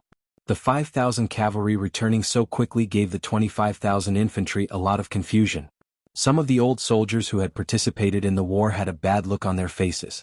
Experience seemed to have told them the answer. But for the new soldiers who were participating in the war for the first time, they couldn't understand. Some even naively thought, was this General Daiqin's way of training the soldiers? Was it to test how fast the cavalry was? No matter what kind of thoughts these people had, the truth would tell everyone what had happened. Just as the 5,000 cavalry returned to the infantry camp, behind them an eye-catching red flag appeared. Then 10,000 horses galloped as if Mount Tai was pressing down on them. At first there was only one flag, then a few flags. But then more and more red flags appeared. It was as if they suddenly grew in the sky, giving people a feeling that there was no end to them. And these red flags only came from one direction, the direction of the 30,000 Tulu army. Prepare to fight. Set up the formation. Archers, spearmen step forward. Finally returning to the side of his own army, Daiqin, whose expression was still uncertain, started to shout out orders. Even though he was frightened by the enemy's formation, but as a general, his responsibility was to command the battle. Even though he knew that the chances of victory were slim, he still had to do it. This was his mission. Chapter 1207. Daiqin was already standing at the position he was supposed to be standing at, and the order had already been read out by him. If it was during training with his shout, the soldiers below would definitely obey in unison. The archers and pikemen would definitely have rushed to the front, and behind them the piaolins and short-bladed soldiers would have started to raise stakes and set up tripping ropes and other things. It could be said that the Turkopan kingdom had put in a lot of effort in training to deal with cavalry. This caused their confidence to swell, and they dared to face any opponent or provocation. However, training was still training. They didn't even know what a drill was. When they were actually on the battlefield, these things suddenly became so useless. When they saw the enemy cavalry approaching from all directions, when they felt the earth tremble at this moment, when they felt the breeze that blew against their faces, when they felt a wave of austere air, when they felt a wave of murderous intent, the minds of the recruits were completely blank. At this moment, they couldn't remember what military order, what training program, and even where they were supposed to stand. Everyone could only stare blankly in front of them. The enemy is here, what are you waiting for? Cavalry, release the arrows. Daiqin noticed this scene and felt a chill in his heart. They had never been to a war before, but when the real war came, they were afraid of the enemy. Seeing that the 5-star army was getting closer and closer, they didn't have much time left. Daiqin roared and gave the order to the cavalry beside him to shoot. He wanted to use blood to tell these recruits that they were on the battlefield and not training. If they didn't pay attention, then the only thing that awaited them was death. The 5,000 cavalry made up of all veterans looked much better than the recruits. When they heard General Daiqin's order, although they couldn't bear it, they were after all their comrades, their countrymen. However, military orders were like mountains, and they couldn't afford to hesitate or slack off. Arrows were nocked and arrows were prepared. Whoosh whoosh whoosh. One after another, iron-tipped bows and arrows flew through the air, shooting toward the very front of their own troops, where the archers and spearmen were supposed to be in formation and ready to defend against the enemy. Swoosh swoosh swoosh, the arrows all fell, hitting the backs of the unprepared and stunned soldiers. In just one wave of attacks, at least hundreds of people were killed or injured. Fresh blood assailed their nostrils. When death was right in front of them, some of the recruits were so scared that their footsteps became unsteady. They didn't know where to go. However, even more soldiers were awakened by the shock. Their thoughts finally returned to reality, and they already knew that they had to pick up their weapons and prepare for battle. Being forced to do so was also a very correct way to deal with it. Instead of seeing blood, one would be afraid of blood. The moment one saw blood, it was easier to arouse the heroic spirit and fighting spirit in one's heart. One had to admit that Daiqin had made the right bet. At the very least, under his orders, at the cost of losing several hundred people, the enthusiasm of the vanguard army was aroused. They finally knew their duty and what they should do next to avoid more deaths and more bloodshed. 3 miles away, the vanguard of the 5-star army had already entered. The new 3 armies formed by the elites of the various Mongolian races were coming over with an imposing aura. They spurred their horses forward, and as they charged, they held their bows in their hands. Shining arrows were pulled out from their quivers, and they were prepared to shoot from afar. For an army that had just come back from the battlefield of one nation and had made many contributions, they knew how to perform on the battlefield in order to kill the enemy as much as possible and protect themselves as best as possible. Some tactical actions were like blood was thicker than water, and they had become a habit. Just like right now, they were bending over their horses, minimizing their own targets to ensure that when the enemy's arrows came, the possibility of hitting them would be minimized. The moment they looked ahead with bright eyes, they were like a pack of wolves on the grassland, locking onto their prey. This instinct, along with the countless brushes with death, made many of them instinctively feel the threat of death. What kind of enemy could pose a threat to them and what kind of arrows could hit their positions? When they looked over, they already had a general understanding in their hearts. Therefore, when they saw the performance of the Turpan soldiers, the threat they felt wasn't strong and could even be said to be weak. The enemy's strength isn't strong and their morale is low. Take this chance, charge. A company commander at the front, after making a judgment based on his intuition, gave the order to his 100 soldiers. There were many other company commanders like this. Most of them crawled out from piles of corpses. Maybe they couldn't read much and couldn't speak much, but one had to admit that they had a lot of experience in commanding on the battlefield. A tiger leading a pack of wolves to fight a wolf leading a pack of sheep, this result seemed to have been decided a long time ago. There was a saying in the world about the food chain. What you eat is predetermined a long time ago. Even if there were some miracles, it didn't mean that this principle would be easily changed. Just like now, the 30,000 Turpan soldiers led by Daiqin couldn't create any miracles. Release the arrows. When the distance between the two sides was less than 200 meters, General Daiqin on the horse let out an angry roar. Technically, they weren't completely within the range of the arrows, but Daiqin still gave the order. He was afraid that if the distance was too close, the archers would show their cowardly side again. After the order was given, the 5,000 archers didn't hesitate to release the arrows in their hands. The results of their training finally showed. At least after the order was given, they could execute it. This was already not an easy thing to do. As for the reaction of the soldiers, if General Daiqin had to give it a score, he would give it at least 70 points. 5,000 arrows were shot from afar, towards the 5-star Army's vanguard cavalry. Under the rain of arrows, there seemed to be no place that was safe. Facing the attack of the arrows, the new Army's cavalry showed their rich battle experience. Just like in modern warfare, there were veterans who could accurately predict where the bullets would land and where the cannonballs would land. Many of the cavalry soldiers made all kinds of dodging actions.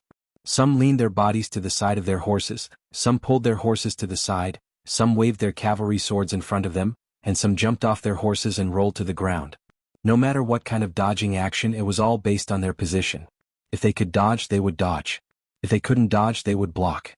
If they couldn't block, they would abandon their horses. The 5-star Army's military rules had one requirement in this area. How to protect oneself to the greatest extent under the rain of arrows was the most important. As for whether the posture was the same, whether it looked good or not, no one paid attention to it.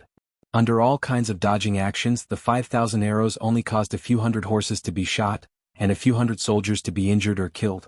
Among them, the number of injured soldiers was far greater than the number of dead soldiers. This naturally had to do with the rich battle experience of the new Army's cavalry, but at the same time, it also had to do with the fact that the Turpan Army had fired their arrows too early. Most of the arrows weren't in range, so they didn't threaten the safety of the new Army's cavalry. Reflect. After the first wave of arrows, the new Army's cavalry began their counterattack. It was impolite not to reciprocate. Under the speed of the war horses, the distance of a few hundred meters was covered in a flash. Right now, the distance between the two sides was less than 100 meters, which was the optimal range for the arrows. The new Army's cavalry began their counterattack. Unlike the blind arrows of the Turfan archers, the arrows of the 5-star Army cavalry were very methodical. Based on the positions they occupied, they would choose the opponents closest to them to ensure that each arrow would only target one person, and there would be no duplicates. As such, the vanguard consisted of 6,000 to 7,000 cavalrymen, and the damage dealt by the arrows was on a completely different level from the Turpan archers. When the first wave of arrows landed on the ground, over 1,000 Turpan archers were knocked down to the ground. And all of this was just the beginning. After the first wave of arrows, they didn't need to wait for the previous arrow to hit the enemy. This was an instinct of the 5-star Army's cavalrymen. They weren't like the Turpan archers, who still needed to wait for the result after firing an arrow. Then they would nervously grab their quiver and reload the arrows. This created a situation where the speed of the arrows was completely different. Over 1,000 Turpan archers were knocked to the ground, which greatly disrupted the speed of their arrows. In addition, they were already nervous to begin with, so the speed at which they took out their arrows was much slower than before. As a result, when the second wave of arrows was released, both sides were actually at the same frequency. Whoosh whoosh whoosh, whoosh whoosh whoosh, the scene of arrows clashing appeared. Both sides released thousands of arrows at the same time, rushing towards the opposite side. As a result, some of the arrows actually collided with each other in midair, producing a series of crackling sounds of iron weapons colliding with each other. Then, another large group of Turpan archers were knocked to the ground. Previously, they didn't even have the advantage when they attacked first, let alone when they were shooting at the same time. In the eyes of many Turpan archers, they already had no target. All they could do was instinctively shoot. If they couldn't even see the target's position, how could they talk about accuracy? Archers, back off. Spearmen, get ready. General Daiqin's heart ached as he looked at this scene. The performance of his own archers was not as good as he expected. Coincidentally, the performance of the enemy's archers was so good. He knew that if they continued to shoot arrows, his losses would only be greater. Now he placed his bet on the second group of spearmen. He noticed that after a short period of confusion, these spearmen were gradually getting into the right state of mind. Chapter 1208. The archers began to retreat, while the spearmen began to advance. Their shining spears were like a spear formation, waiting for the cavalry of the 5-star Army to charge over and pierce through them, giving them a 10,000 spears piercing the heart. The performance of the spearmen was seen by General Daiqin, and he couldn't help but let out a sigh of relief. Luckily, his training wasn't in vain. After a short period of chaos, they started to get into their roles. Now it was time to deal a heavy blow to the five-star army. Although it wouldn't be a sure win, it would at least result in a heavy blow. Next would be the final battle between the two sides. The outcome of the battle would be 50-50. Daiqin's expression started to return to normal. He wanted to see how the five-star army would deal with his spear formation. It must be known that even if he brought 5,000 cavalry to charge in, he wouldn't be able to gain any advantage. An inch long, an inch strong. The cavalry wouldn't be able to charge in and would have to face the sharp spears. They would die without a doubt. It's the spearmen, surround them. Daiqin's face was filled with anticipation. The new army's cavalry also discovered the enemy's formation. Then, the company commanders who were in charge of commanding the troops showed disdainful expressions. That's right. Once a warhorse came into contact with a spear, the consequences would be unimaginable. It would be like a lion plunging straight into a well full of thorns. This was also the reason why many armies were used to using spearmen to deal with cavalry. But the new army's cavalry weren't lions. They were humans with intelligence. Seeing that the pikemen had already formed their formation and charging forward would be suicidal, why didn't they circle around them? As the company commanders gave the order to surround the pikemen, the cavalry of the new Third Army suddenly split up from the middle, moving towards the two sides of the Turban infantry that were waiting for them in formation. What? The five-star army's cavalry's response was seen by Daiqin. His eyes couldn't help but widen. It must be said that surrounding the enemy wasn't a profound battle tactic. The ancient battle formations were mysterious and could be used in any battle. However, when the five-star army was less than 30 meters away from the spear formation, they were still able to change their formation in such an orderly manner.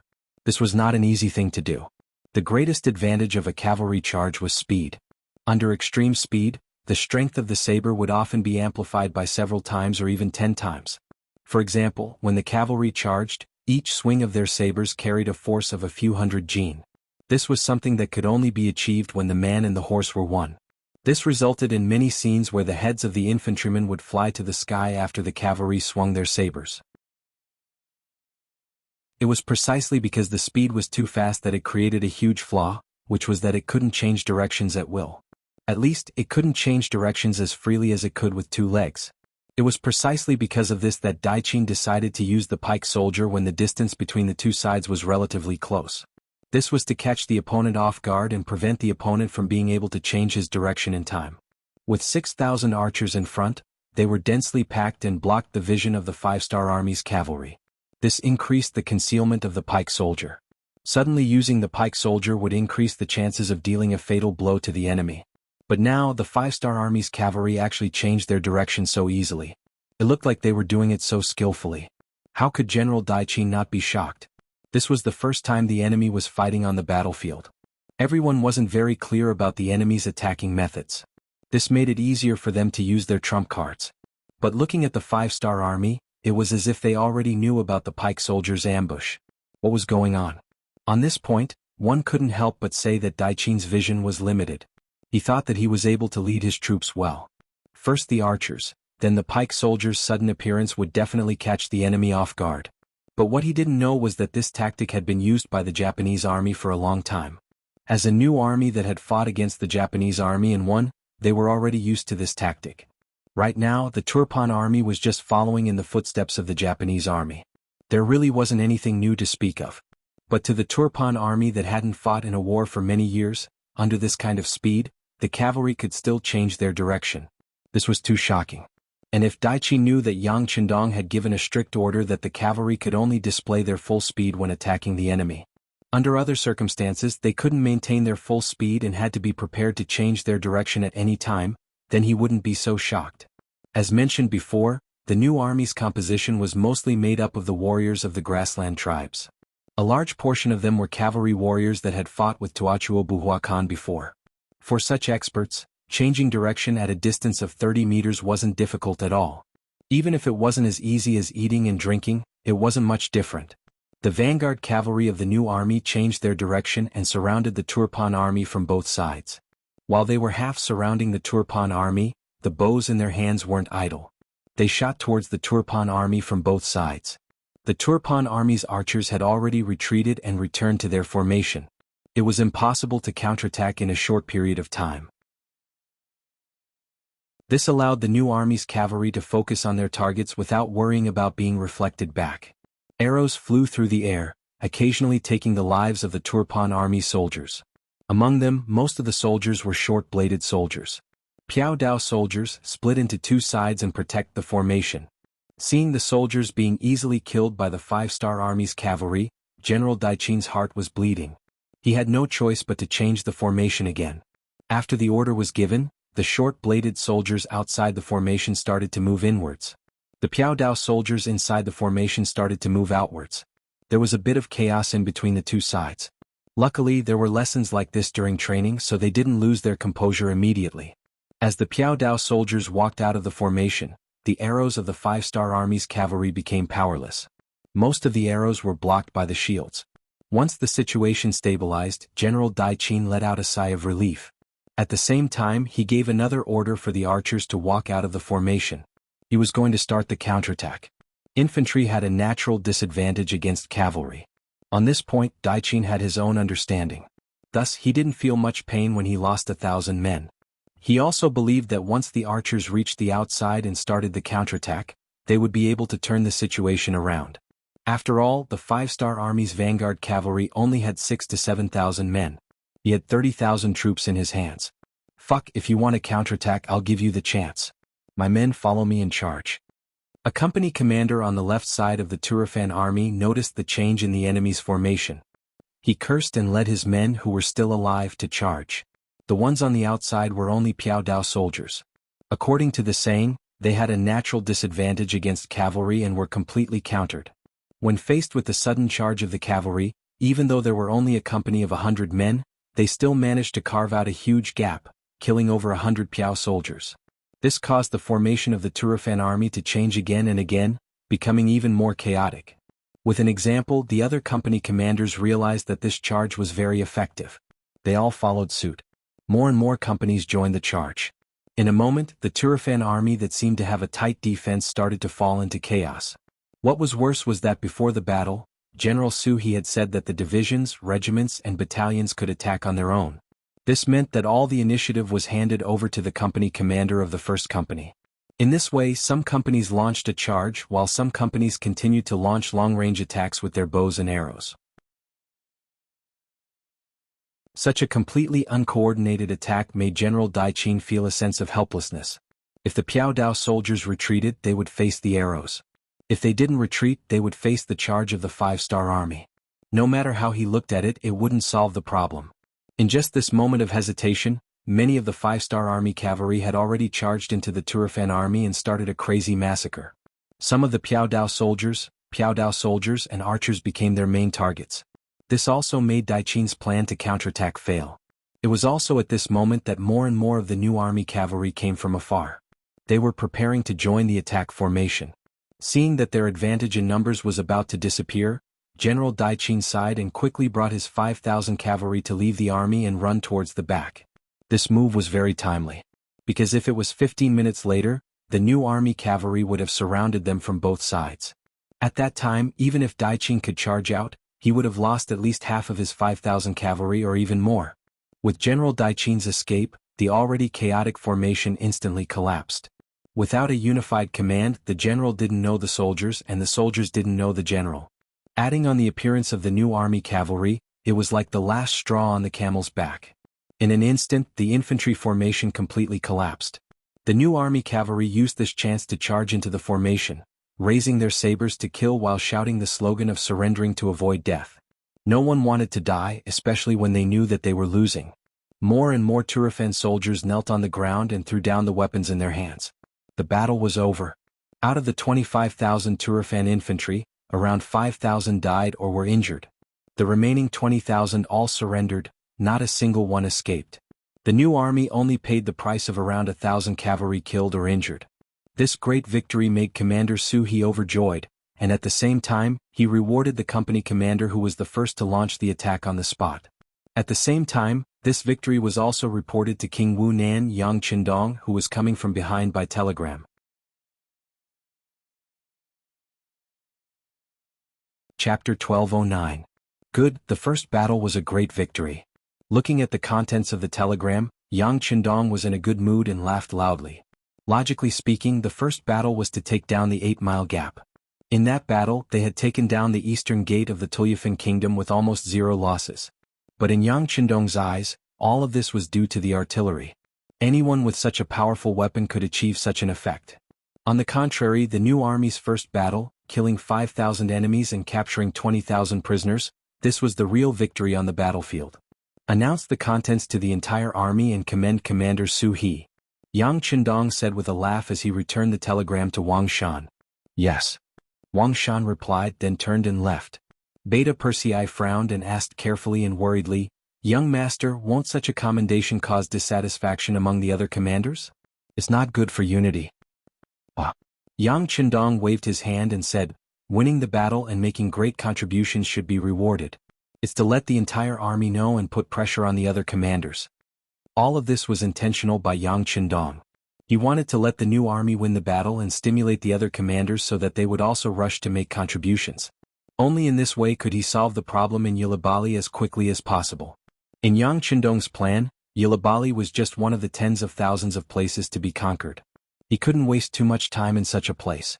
What he needed to do was to sweep everything with the power of thunder. This not only required his own efforts, but also the joint efforts of the other commanders. Delegating power was what Yang Qindong had to do to achieve his goal. If everything was under his command, he could win one battle, win 2 battles. But if power was handed over to the commanders, then small victories would accumulate to great victories, and finally complete the victory in the shortest time and extent. This was what he wanted to see. The telegram was sent very quickly and spread throughout the army in the shortest amount of time. When the telegram was delivered to Major General Jianghu of the 1st Cavalry Division, a look of surprise flashed across his face. Then he held the telegram tightly in his hand. Men, informed the 4 commanders to quickly come for a meeting. Tianhu's voice carried a hint of urgency. Several messengers immediately dispersed in all directions. Merely 2 hours later, the 5th Regiment commander, Gong Feng, who was the furthest away from the center of the army, also rushed over. At this point, the 5 regiment commanders had all gathered. While the 5 regiment commanders were still puzzled, Tianhu had already taken out the telegram that was full of wrinkles. After the 5 captains looked through them one by one, their expressions were extremely solemn. This time, the new army snatched the first prize, which was completely out of their expectations. According to Yang Qindong's military plan, the new army was going to attack the capital of Turpan. It was definitely going to be a tough nut to crack. Unless the 4th Division, who was in charge of logistics, arrived, who knew how much effort it would take to conquer it. But now, their luck was so good that they actually ran into the Turpan reinforcements and snatched a huge victory. This caused the 1st Cavalry Division, which originally wanted to take down Hobak Seri, near Kramer City, to fall behind by a step. By taking Hobak Seri, they had cut off the retreat of Ili to the north. This was very important. Yang Qindong didn't just want this huge piece of land. He wanted to eliminate all the opposing forces in this area and achieve complete peace. It was because of the importance of this mission that the 1st Cavalry Division was able to win over the strongest cavalry force. But now, Hobaks was still 100 li away, and the new army had already sent back news of victory. It was no wonder that everyone was unhappy. This is luck. The 3rd Regiment commander, Huboer's face was red as he stretched his neck. Isn't luck a reflection of strength? We only have 20,000 men, yet we managed to defeat 25,000 of the Turks. 20,000 of them were taken captive, and we only lost 1,000 of our own cavalry. How is this not a great victory? Tianhu said in a low voice. Even though he had always been competing with Su He, and knew that Su He's new army had always wanted to surpass him as an opponent, he had to admit that Su He's new army had fought beautifully in this battle. Even in the eyes of the 1st Cavalry Division, this was the best they could do. After Tianhu's reprimand, Hubo didn't say anything else. He was convinced by this battle result. The 4th Regiment commander, Bai Shuang, also had his head lowered. He could feel the tension in the tent. It wasn't a good thing for a general to be anxious before the battle had even begun. He decided to stand out. He raised his head and said, Division commander, regimental commanders, since the new army has already taken the credit, if we want to perform better, we have to think of a way to achieve the results. Think of a way to achieve the results? Regiment commander Bai, what do you mean? The 1st Regiment commander, Taimur, scratched his head. He didn't dare to underestimate this student of Bugnam of Gojoseon anymore, but sometimes he just couldn't understand what he was saying. Haha, it's like this. Bai Shuang said humbly, we won't be able to take the credit no matter what. Since that was the case, it was better not to think about it and focus on how to conquer Hoboksari at the same time while doing so at the same time with the least cost. Didn't the new army lose 1,000 men? If we only lose 100 men or even less to take down the target and report it to teacher, then don't you think we'll have contributed as much? These words made the other regimental commander's eyes light up. The 5th Regiment Commander Gong Feng was the first to nod and say, "That's right. Regiment Commander Bai's words make sense. I agree. I agree as well." The 1st Regiment Commander Taimu also hurriedly expressed his opinion. The 2nd Regiment Commander Lu Duo and the 3rd Regiment Commander Hu Bo also expressed their opinions. Even Division Commander Tian Hu nodded in approval. "Regiment Commander Bai, do you have any ideas?"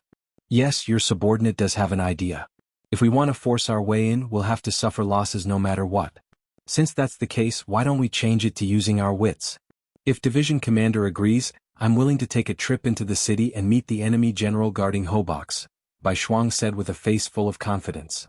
"Enter the tiger's den?" Tian Hu frowned when he heard that. Then he asked, "How confident are you?" "At least 70%. Haha, Senior Master, no one would have thought that we would have such a big appetite. We would first cut off Yi Li's retreat to the north, and then we would have the opportunity to strike first. This is our advantage and we would have the element of surprise." Bai Shuang explained the general idea in his mind to everyone. Soon the tent was filled with discussions. Hoboksari. As the northernmost city in Yi, the higher-ups never paid much attention to this place.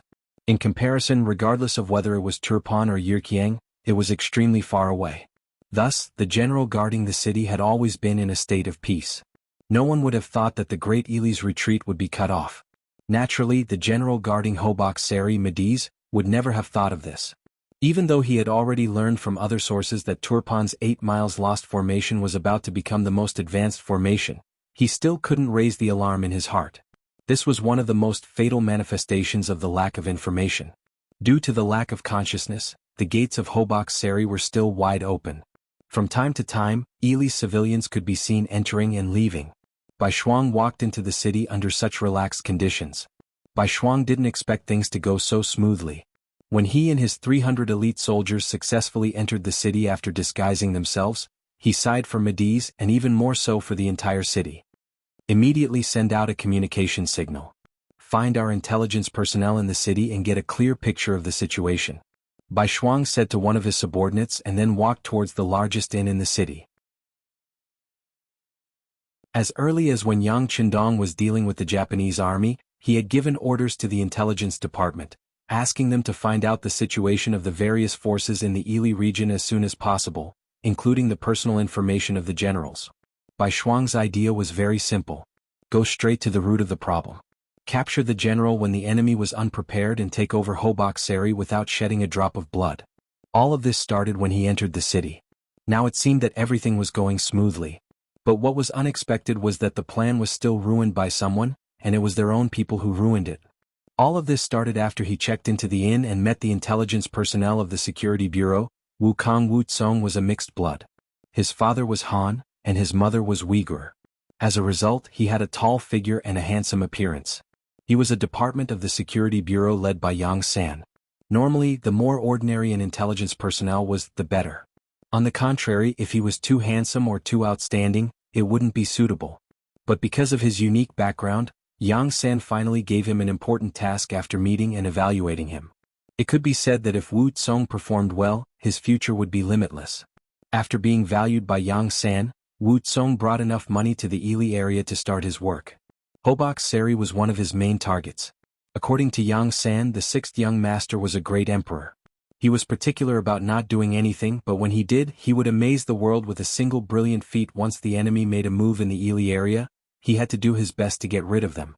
With this principle in mind, Hoboksari, which was the route to the north, naturally became a top priority. Wu Tsong put a part of his energy there. In order to get accurate first-hand information, he didn't hesitate to come to Hoboksari in person. He thought he had done a good job and paid enough attention. But what Wu Tsong didn't expect was that there was another person who beat him to it. That was the sworn enemy of the Security Bureau, the CIA.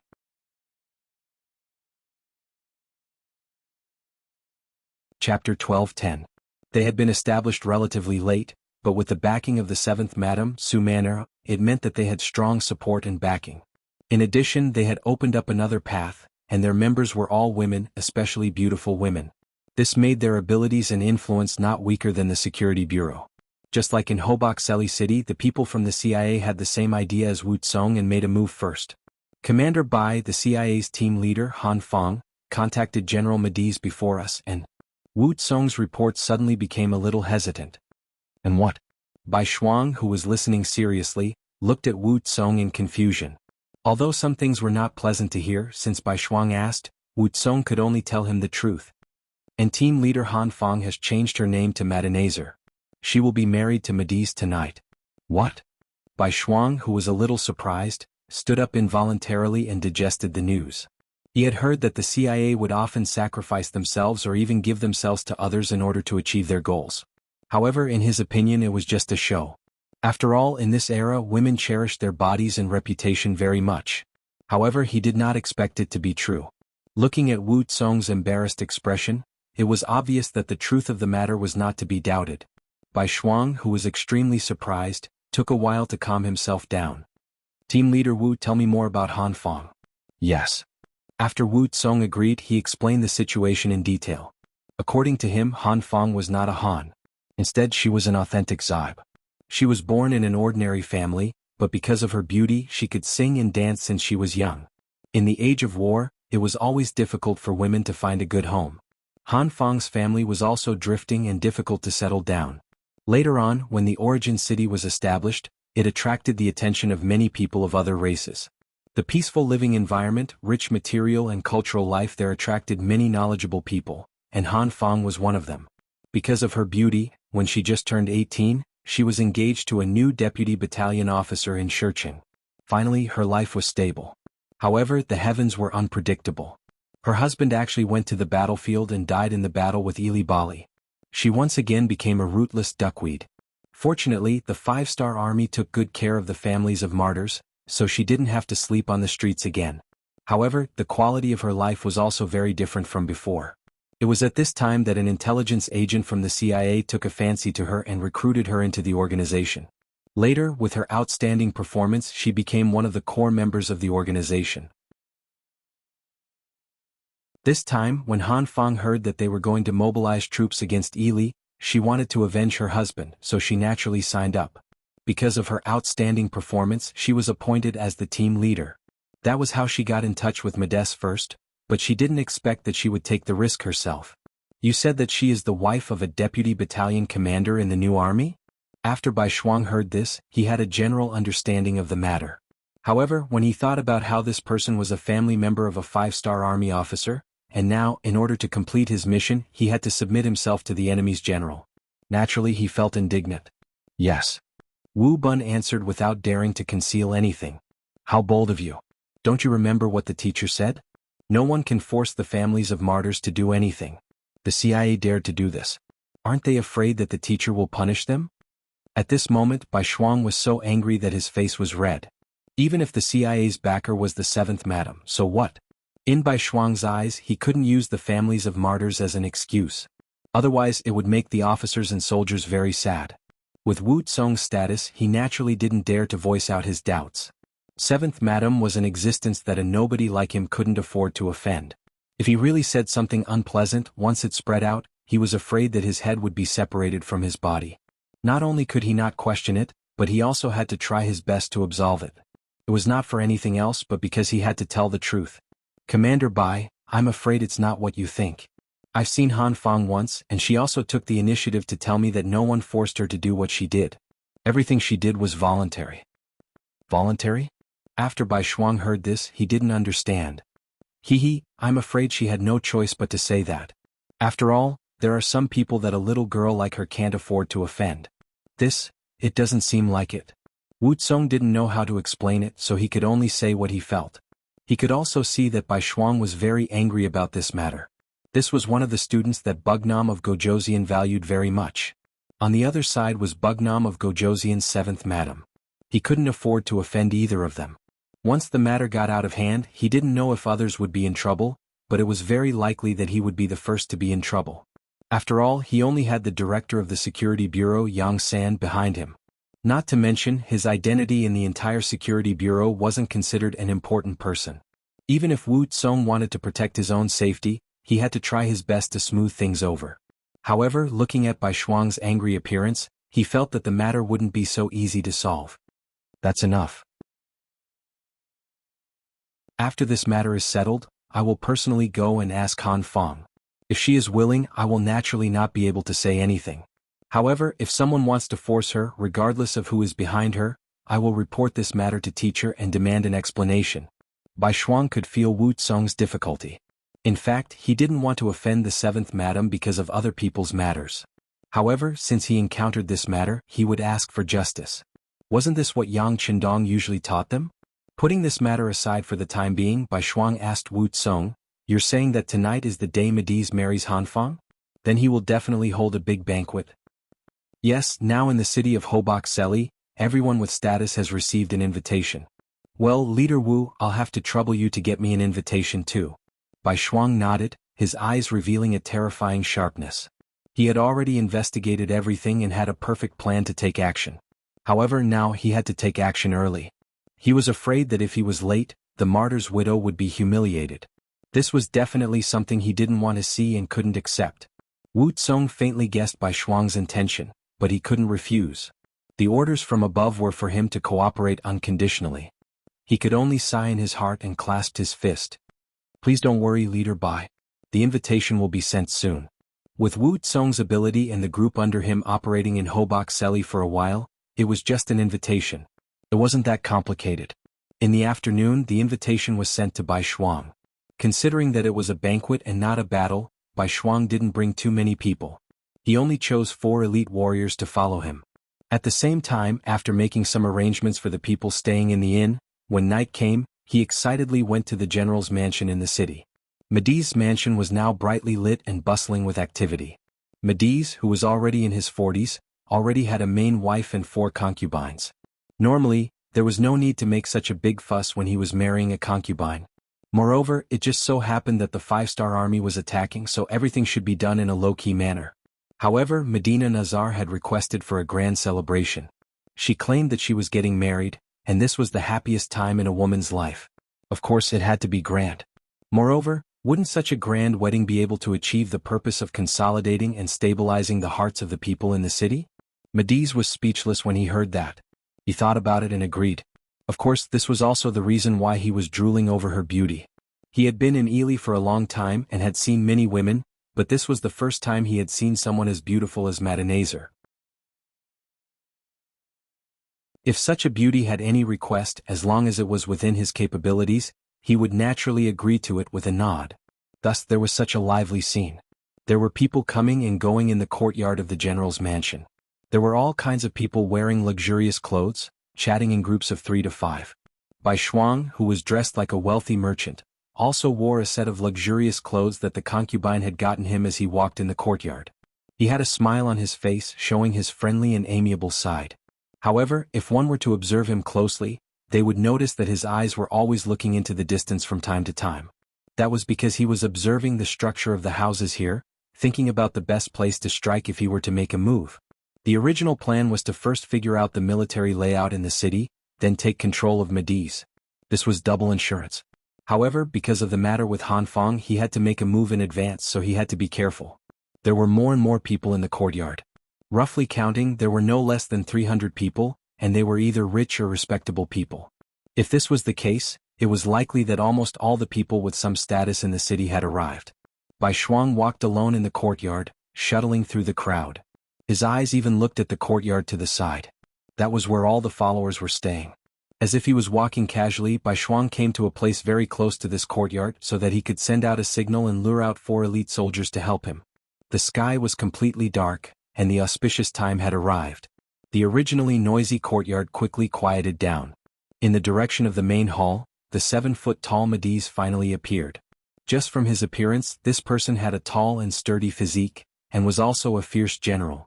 It was a pity that the beard on his face made him look too old. When the bride, Medinaza, appeared beside him with the help of her maidservant, the contrast between the two was even stronger.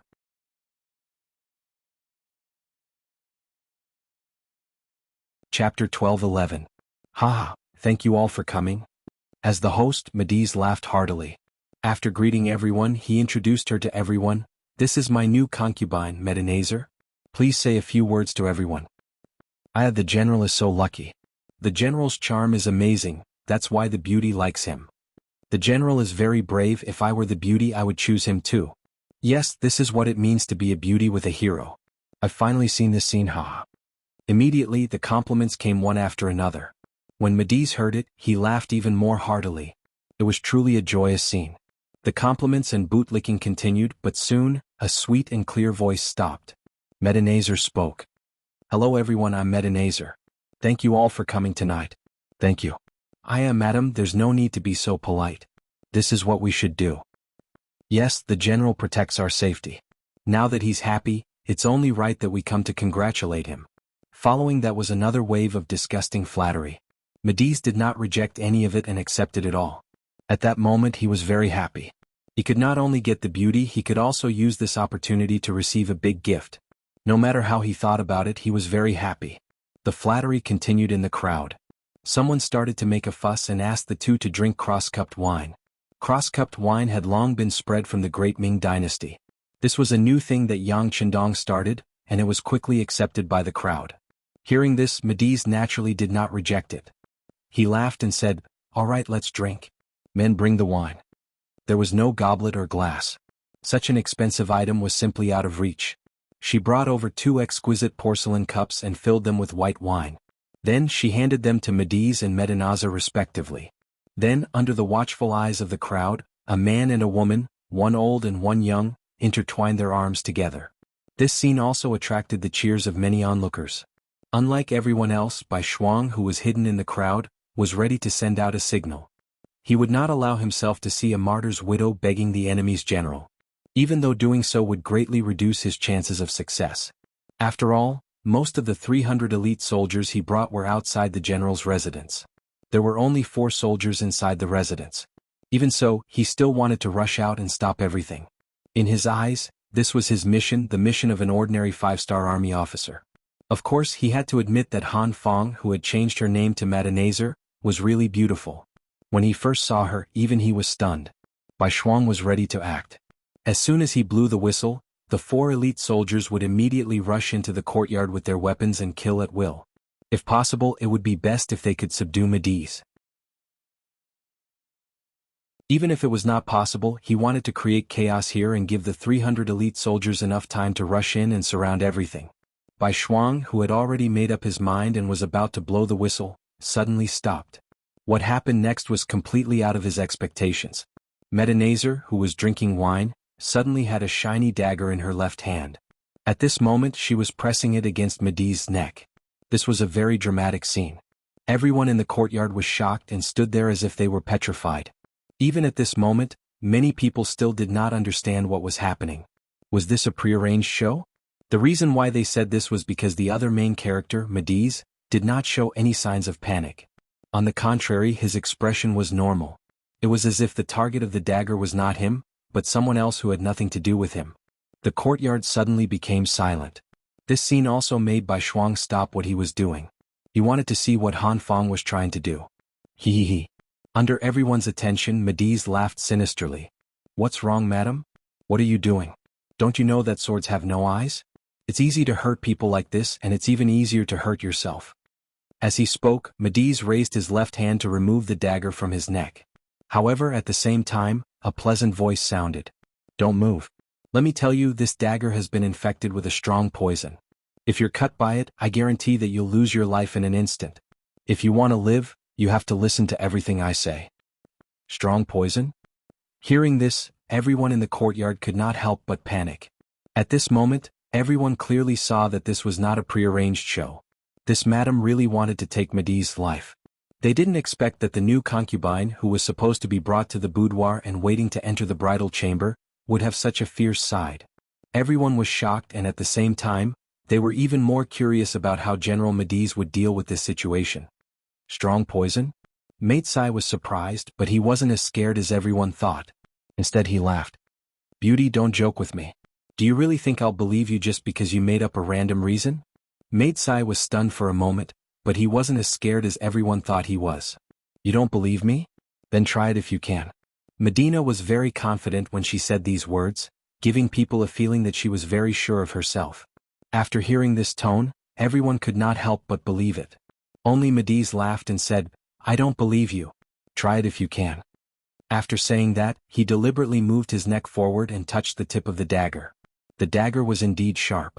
With just a touch, it left a bloody mark on Mediz's neck. This shocked Medina, who was holding the dagger, and she could not help but let go of the dagger. She did not want to take Mediz's life. At least, she did not want to take his life before she completed the mission. A dead general was far less important than a living general who could listen to her orders. However, the plan could not keep up with the changes. Not only did Mediz not believe her, he even tried to test the dagger with his own body. At this moment she was caught off guard. Everything did not go according to plan. She only felt that her mind was blank. In the eyes of everyone, Medina's performance was not a big deal. Instead, they were shocked by General Mediz's courage. Only Bai Shuang, who was in the crowd, had a bad feeling. This was not the time to be distracted. Just as Bai Shuang was about to warn Mediz, the moment Medina let her guard down, Mediz made his move. His right arm that was holding the wine suddenly loosened. When the bowl fell to the ground, his right hand freed up to grab the dagger. The tables had turned in an instant. Medina was stunned.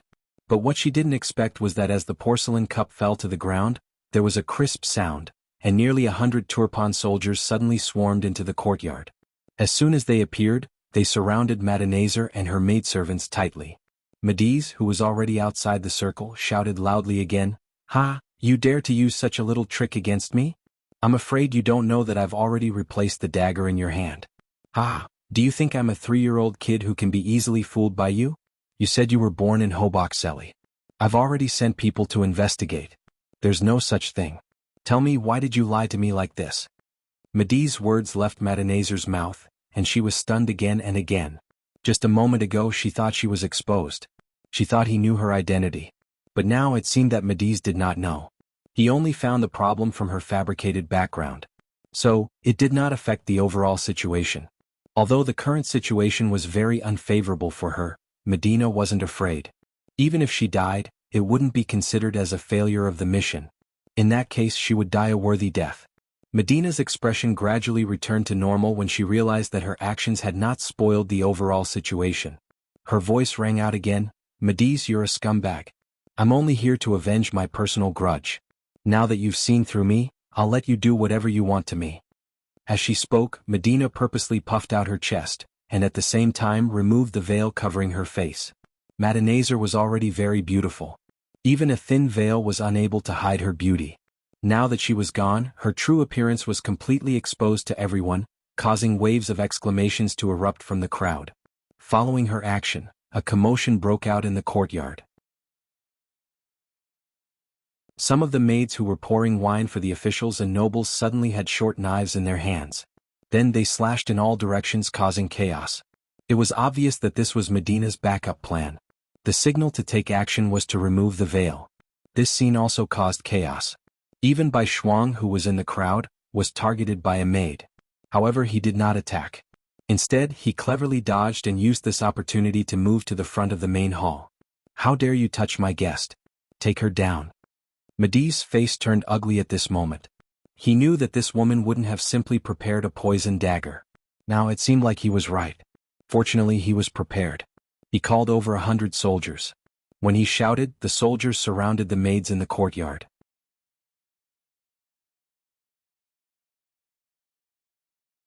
Chapter 12:12. There were less than 10 maids in total, and they were all intelligence agents of the CIA. Some of them were only on the periphery and their training was limited. The only reason they could create chaos earlier was because of the daggers in their hands. Now that they were facing the Turkmen soldiers armed with spears and swords, they had no advantage at all. They were about to be surrounded. Taking advantage of the chaos, Bai Shuang easily made his way to the front of the hall. He estimated the distance with his eyes, then whistled loudly. With a leap, he landed beside Madenazer. Suddenly, a shadow appeared and landed beside her. Madenazer instinctively wanted to retreat, but at the same time she heard a soft voice. "Don't panic. I am Bai Shuang, the commander of the 4th Regiment of the 5th Star Army's 1st Cavalry Division. If you want to live, follow me closely. Before he could finish his sentence, Bai Shuang's right hand reached for his waist, and a flexible sword appeared in his hand. He thrust it at Madenazer, who was 2 meters away from him. Although they were both assassins, Madenazer and Bai Shuang were not on the same level. The difference between them could be described as heaven and earth. With just one stab, Madenazer's right arm was injured, and he couldn't help but cry out in pain. Madenazer was a weak woman, and Madenazer was nothing to him. Therefore he thought he was the safest. He didn't expect Bai Shuang to appear out of nowhere and use such a sharp sword technique. His right arm was injured because of a moment of carelessness. Out of instinct, the injured Madenazer retreated while shouting at the Turkmen soldiers around him, "Men, take them down! Take them down!" Bai Shuang appeared too quickly, and the speed of his sword was too fast, so the soldiers didn't react in time. Now that the general's voice was heard, the ordinary soldiers immediately responded and rushed towards Bai Shuang. In a short period of time, no less than 30 soldiers had come here. This was all thanks to the 4 elite soldiers who had appeared after hearing the whistle. They had shared some of the firepower. Otherwise, there would have been even more people coming to surround and capture them. Bai Shuang's expression turned serious. He turned to Madenazer and asked, "How is it? Are you scared?" "No." Although Madenazer's body was trembling, she still answered bravely. "Then, since you're not afraid, let's start a massacre here today." "Ah." Bai Shuang laughed as she reached her left hand into her pocket. She took out a Type 54 pistol and 2 magazines and handed them to Madenazer. "Do you know how to use this?" "This is a pistol. I've learned how to use it before, but I'm afraid I can't shoot accurately." Madenazer's eyes lit up when she saw the object handed to her. "It's fine. They're so close. Even if we can't beat them to death, we'll scare them to death. All right, I'm going to make my move. Remember to follow me closely." After Bai Shuang finished speaking in a short amount of time, the soft sword in his right hand shook. It turned into a long dragon and suddenly thrust forward. Fighting 1 against 30 was already a test for White Shuang, not to mention that there was a weak woman behind him that needed to be protected. But even so, he would not back down. This was his duty as a professional soldier and, more importantly, as a man. With a roar, Bai Shuang stepped forward and stabbed out with his sword, striking the chest of a Turfan soldier. The sword was pulled out and blood spurted out. The soldier on the other side fell to the ground. Bai Shuang's lips moved slightly as he spoke softly. Madenazer, who was behind him, heard everything. She was shocked and blushed. Bai Shuang's entire body was emitting a masculine scent. She, who was very close to him, felt the same way. Swoosh. Bai Shuang thrust out his sword again, then pulled it back. Bang! After a deafening gunshot, Madenazer's voice rang out. 3. Haha, well done. Bai Shuang praised from the bottom of his heart. Then, his long sword danced like a snake, forming an impenetrable net to kill the enemy and protect himself at the same time. Bai Shuang's sudden appearance made the already chaotic situation even more chaotic. Many of the officials and nobles who came to celebrate saw the bloody scene. They screamed and ran out of the courtyard. But they quickly retreated, not for any other reason, but because there were countless black-clothed soldiers rushing in from the outside. As these people rushed in, firecrackers were set off outside the general's mansion. This was Wu Tsong's masterpiece. They wanted to use the sound of firecrackers to cover up the sounds of killing in the general's mansion. The 290 elite soldiers of the 5-star army who stayed outside finally arrived. As soon as they appeared, their swords danced, and those who stood in their way were either dead or injured. "Stop them! Stop them!" Madenazer, who had been stabbed in the right arm, thought he had the situation under control. He did not expect the enemy to have more people than him. At this moment, his expression became very ugly. He regretted it. If he knew this would happen, he would have taken down Madenazer earlier. Why did he have to put on this show? Fortunately, he was afraid that Madenazer would find out, so he only mobilized 100 soldiers this time. Now, it seemed that he had miscalculated. But there was still a chance. For example, he could capture Bai Shuang or Madenazer and use them to threaten them. There was still a chance to turn the situation around. Immediately, he shouted at the soldiers guarding beside him, "Quick, charge! Take down this adulterous couple. Take them down." With this shout, the pressure Bai Shuang faced increased. The number of enemies in front of him increased from a few to more than 10. When these people attacked together, Bai Shuang's left arm was immediately injured. If Madenazer did not fire 2 shots at the critical moment and intimidate some people, Bai Shuang would have been seriously injured. His left arm was still bleeding, but Bai Shuang did not seem to hear it. The soft sword in his hand was still moving back and forth. But after all, it was difficult for two fists to fight against four palms. The speed of his sword was obviously slower. Quick, he can't take it anymore. Attack together, attack. Seeing that the turning point was right in front of him, Madenazer shouted and raised his sword at the same time. However, he was smart enough not to attack Bai Shuang. His right arm was already injured and he did not want to repeat the same mistake. This time he chose to attack Madenazer, who was relatively weak. At this time, Madenazer had already used up all the bullets in her gun. There were more than 20 bullets, but she only killed 3 enemies and injured 4. The rest of the bullets were nowhere to be seen. At this moment she was anxious because she was holding a gun that had no bullets. At this moment, a long sword was thrust at her face. Madenazer was obviously very angry at this moment. He wanted to destroy this woman's face. The long sword suddenly came at Madenazer while she was at a loss. At this moment, when she saw the sword enlarging in her eyes, she instinctively closed her eyes and waited for her death. Get out of the way. At the critical moment, Bai Shuang noticed the commotion behind him. With a loud shout, he leaped backward. The sword slashed Bai Shuang's back, leaving a palm-sized wound. Ah! The pain on his back caused Bai Shuang to let out a muffled groan. All of this fell into Madenazer's eyes as she was pinned under him. At this moment, the two's posture was somewhat ambiguous. Their breaths were so close that they could easily feel each other's breath. This made Madenazer's face blush. But when she thought of the current situation, she asked with concern, "Are you okay?" "I'm not dead yet." Bai Shuang endured the pain and replied. Then he grabbed Madenazer and flipped her one by one. After he did that, he dodged the sword in Madenazer's hand. Madenazer's face was filled with anger after he failed to subdue the two of them. He roared and charged at Bai Shuang again with his sword. But as soon as he stepped forward, a soft sword flew at him, forcing him to take 3 steps back to avoid the attack. The soft sword was thrown by Bai Shuang. At this moment he had no weapon in his hand. After a bitter smile, he hugged Madenazer and said, "Fine, I'll die. I won't be lonely if I can die with a beauty in my arms." "Is that so? Am I a beauty?" Madenazer blushed when she heard Bai Shuang's words. This. Bai Shuang was just expressing his feelings. When he thought of Madenazer's identity as the widow of a 5-star army officer, he immediately shut his mouth. He would never do something like blasphemy. Seeing that Bai Shuang didn't answer, Madenazer pouted. She then whispered, "To be able to die together with the general, this little girl is content."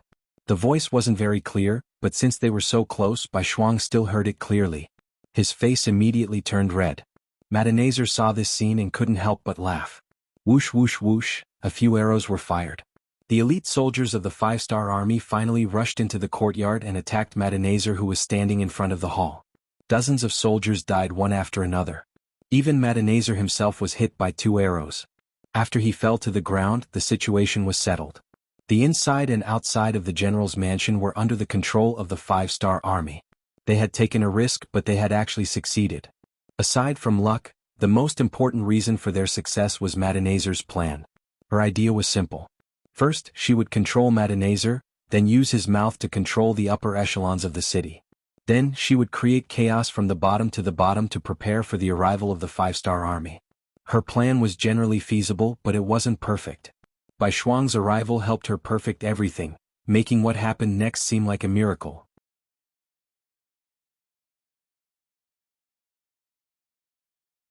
Chapter 12-13. Under the blades of the 5-star army, those who were afraid of death and wanted to live all lowered their heads and promised to cooperate fully. This included General Mediz, who looked very brave just a moment ago. There was no other way. When his sword cut into White Shuang's back, it was so deep that it exposed the bone. Seeing their regiment commander suffer such an injury, the soldiers under him naturally wouldn't be kind to him. They would use whatever method was effective. In just a short while, this general who had lived a comfortable life for many years lowered his head and surrendered.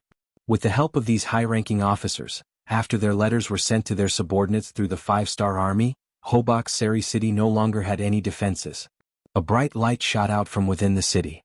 The 20,000 cavalrymen of the world's 1st Division who had been lying in ambush in the city entered from all 4 sides, achieving their goal of occupying this border city without shedding a single drop of blood. Someone report to the 6th young master that we have occupied Hobak Seri city without any losses. Next, we will move from the north to the south, leaving the Ala mountain pass and marching towards the capital city of Ely. Riding on his horse, Division Commander Jianghu laughed as he spoke to the reporter. Then he looked at the 4 regimental commanders and said, let's go take a look at the injured hero regimental commander. Ah, let's go.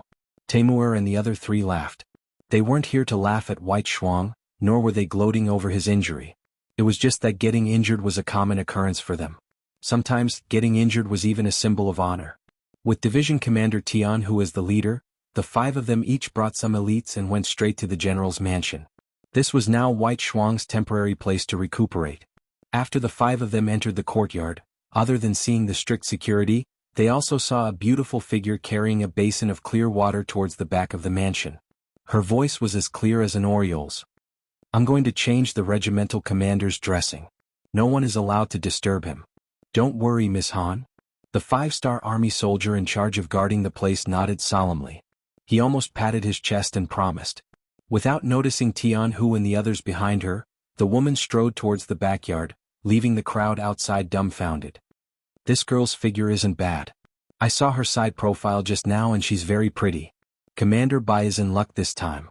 The 3rd commander, Hu Bo-er, chuckled and said. It said that beauties love heroes. I've heard that Commander Bai saved a very beautiful woman during this mission. Now it seems like it's true. Sai, I knew there was such a good thing so I rushed over. An envious voice sounded. The one who said this was the 5th Regiment Commander Gong Feng, who was also single. Everyone was joking about this matter. Since the woman had said that she was going to change Bai Shuang's bandages and it was not appropriate for others to disturb her, no one would be so bored as to go and visit her now. Using this opportunity, everyone became interested in that beautiful woman. Especially Division Commander Tianhu. In the 5-star army, other than the Cold Vanguard Army, the other armies, divisions and regiments didn't have political commissars. This meant that the main commander had to take care of all matters. It must be said that Bai Shuang wasn't young anymore. It was about time for him to get married and have children. Tianhu, who was very concerned about this matter, felt that the opportunity had come. It wasn't that he hadn't asked Bai Shuang before, and he had asked as both a superior and a friend. However, Bai Shuang didn't give an accurate answer. In his words, the war was urgent and personal matters could be discussed later. However, only Division Commander Tianhu knew that this was because he hadn't met the right person. Now that there was such an opportunity, he obviously wanted to find out more about her. You come here. Tianhu pointed at the soldier guarding the backyard and waved his hand. Division Commander, what are your orders? The soldier had already noticed Tianhu's group. However, since the division commander didn't ask, they couldn't take the initiative to speak. This was a military rule of the 5-star army. Let me ask you. What is the name of the woman just now? What is her background? What is her identity? Do you know? Tianhu asked a series of questions the moment he opened his mouth. From this, it could be seen that he was already very concerned about this matter. Reporting to division commander, this woman's name is Han Feng. The soldier was one of the 4 warriors who followed Bai Shuang. He knew some of the things that he knew more clearly. He immediately said everything he knew. At this moment, it wasn't only Tianhu who was listening. The other 4 commanders were also listening. When they heard that although this woman was beautiful, she was once the widow of a vice-commander of the new army, they couldn't help but shake their heads helplessly. It wasn't that they looked down on widows, nor did they have any thoughts of this woman bringing bad luck to her husband. It was just that she was a military widow. Out of respect, it was clearly inappropriate for her to marry Bai Shuang. So it's like this. After Tianhu finished listening to the soldier's detailed report, he waved his hand and dismissed him. At the same time, he frowned and seemed to be deep in thought. He said, "Men, send a telegram to the 7th Madam of Crimson City. Ask her about the specific situation of this woman called Han Feng." Send a telegram to the 7th Madam? Tianhu's action caused the other 4 commanders to be shocked. Then, the 2nd commander Lu Duo kindly reminded him, "Division commander, it's not good to trouble the 7th Madam for such a small matter. Also, this woman's identity isn't suitable for Commander Bai." This so-called unsuitable could be divided into 2 types. The first was out of respect. The second was due to the difference in status. Bai Shuang was the commander of the 1st Cavalry Division. He was also the student of the 6th Young Master. Although he was only a commander, if he left here and became a division commander somewhere else, He would be a great general who could take charge of a region. How could Jianghu not understand this logic? However, he still firmly said, disturbing the 7th madam shouldn't be a problem. We're doing this for the sake of fairness. Also, even if we want to give Commander Bai an explanation, there are some issues that need to be investigated. Mango. After a full hour, Han Fang's delicate figure appeared. She was still holding a basin of water, but it was no longer clear. Instead, it was dyed red with blood. When she came out, she saw Tianhu and the others. Although they didn't know each other before, the Major General's star on his shoulder was very eye-catching. Immediately, Han Fang hurriedly knelt on the ground, looking like she wanted to pay her respects. Miss Han, there's no need to be so courteous. You know that our 5-star army doesn't like this. Tianhu hurriedly spoke out to stop her. At the same time he sized up Han Fang's body. Then he nodded, looking very satisfied. Many thanks for General's understanding. Han Fang, who had already changed back to her name, bowed slightly and said with gratitude. No need to be so polite. Alright, how is Commander Bai now? Can we go visit him now? Tianhu finally remembered the important matter and asked Han Fang. At the same time he tightly grasped the investigation telegram that he had just received. It must be said that telegrams were very convenient. When the telegram was sent to the 7th madam, she found out that it was from the 1st Cavalry Division. Naturally, she attached great importance to it. Soon, Han Fang's situation was reported back. Because of this, Tianhu was even more certain of one thing. Of course you can. Commander Bai's situation is already much better. Generals, please go ahead and visit him. Han Fang said very politely. Many thanks. Tianhu smiled and cupped his fists.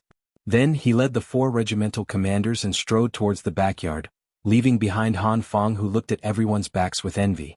However, not long after, she sighed. Perhaps she thought of her own identity. In the backyard, Bai Shuang was already sitting up. There was a pillow on his back that perfectly supported his bandaged chest. At this moment he was reading a military book. When he heard the footsteps outside, he didn't raise his head and said, Miss Han, I'm fine here. If you have something to do, you should go and do it first. Oh my, our Commander Bai is always talking about Miss Han. It seems that he really does miss her. Gong Feng's voice sounded from outside the door. As 2 regimental commanders who had joined the 1st Cavalry Division at the same time, their relationship had always been good. They could joke about any kind of thing. Hearing this voice, Bai Shuang was stunned. Then, the figures of Tianhu and the 4 regimental commanders appeared in his line of sight. He immediately smiled. Out of courtesy he wanted to get up. Tianhu, who was walking at the front, quickly waved his hand. Since you're already injured, why bother with the etiquette? Quickly sit down. Haha. Bai Shuang laughed somewhat embarrassedly. Although he didn't get up, the military book in his hand had already been placed to the side and his body was much straighter. How are you? Are you all right? The 5 of them each found a place to sit and asked about Bai Shuang's injury. Bai Shuang, who wasn't injured for the first time, shook his head. I'm fine. I was just stared at by a mosquito. If there's a mission right now, I can still get on the horse. Forget it. Do you really think that our 1st Cavalry Division doesn't have anyone else? Do you think we need an injured regimental commander to charge into battle? The other regimental commanders immediately laughed and joked. Although the 6 of them met to visit Bai Shuang, they quickly talked about military matters. Bai Shuang also knew that the 1st Cavalry Division was going to head to the Ala mountain pass and prepare to attack the capital city of Yili. Unfortunately, Hobak Seri City needed someone to temporarily guard it until Yang Qindong's troops took over the defense line. As the injured Bai Shuang, he naturally had to take on this task. This was naturally to take care of Bai Shuang. Bai Shuang couldn't say anything about this. What, were they really going to let him, an injured regimental commander, go with the army? If so, which regiment should he leave behind to guard it? He had just made a great contribution, so he had to give the other regimental commanders a chance to perform.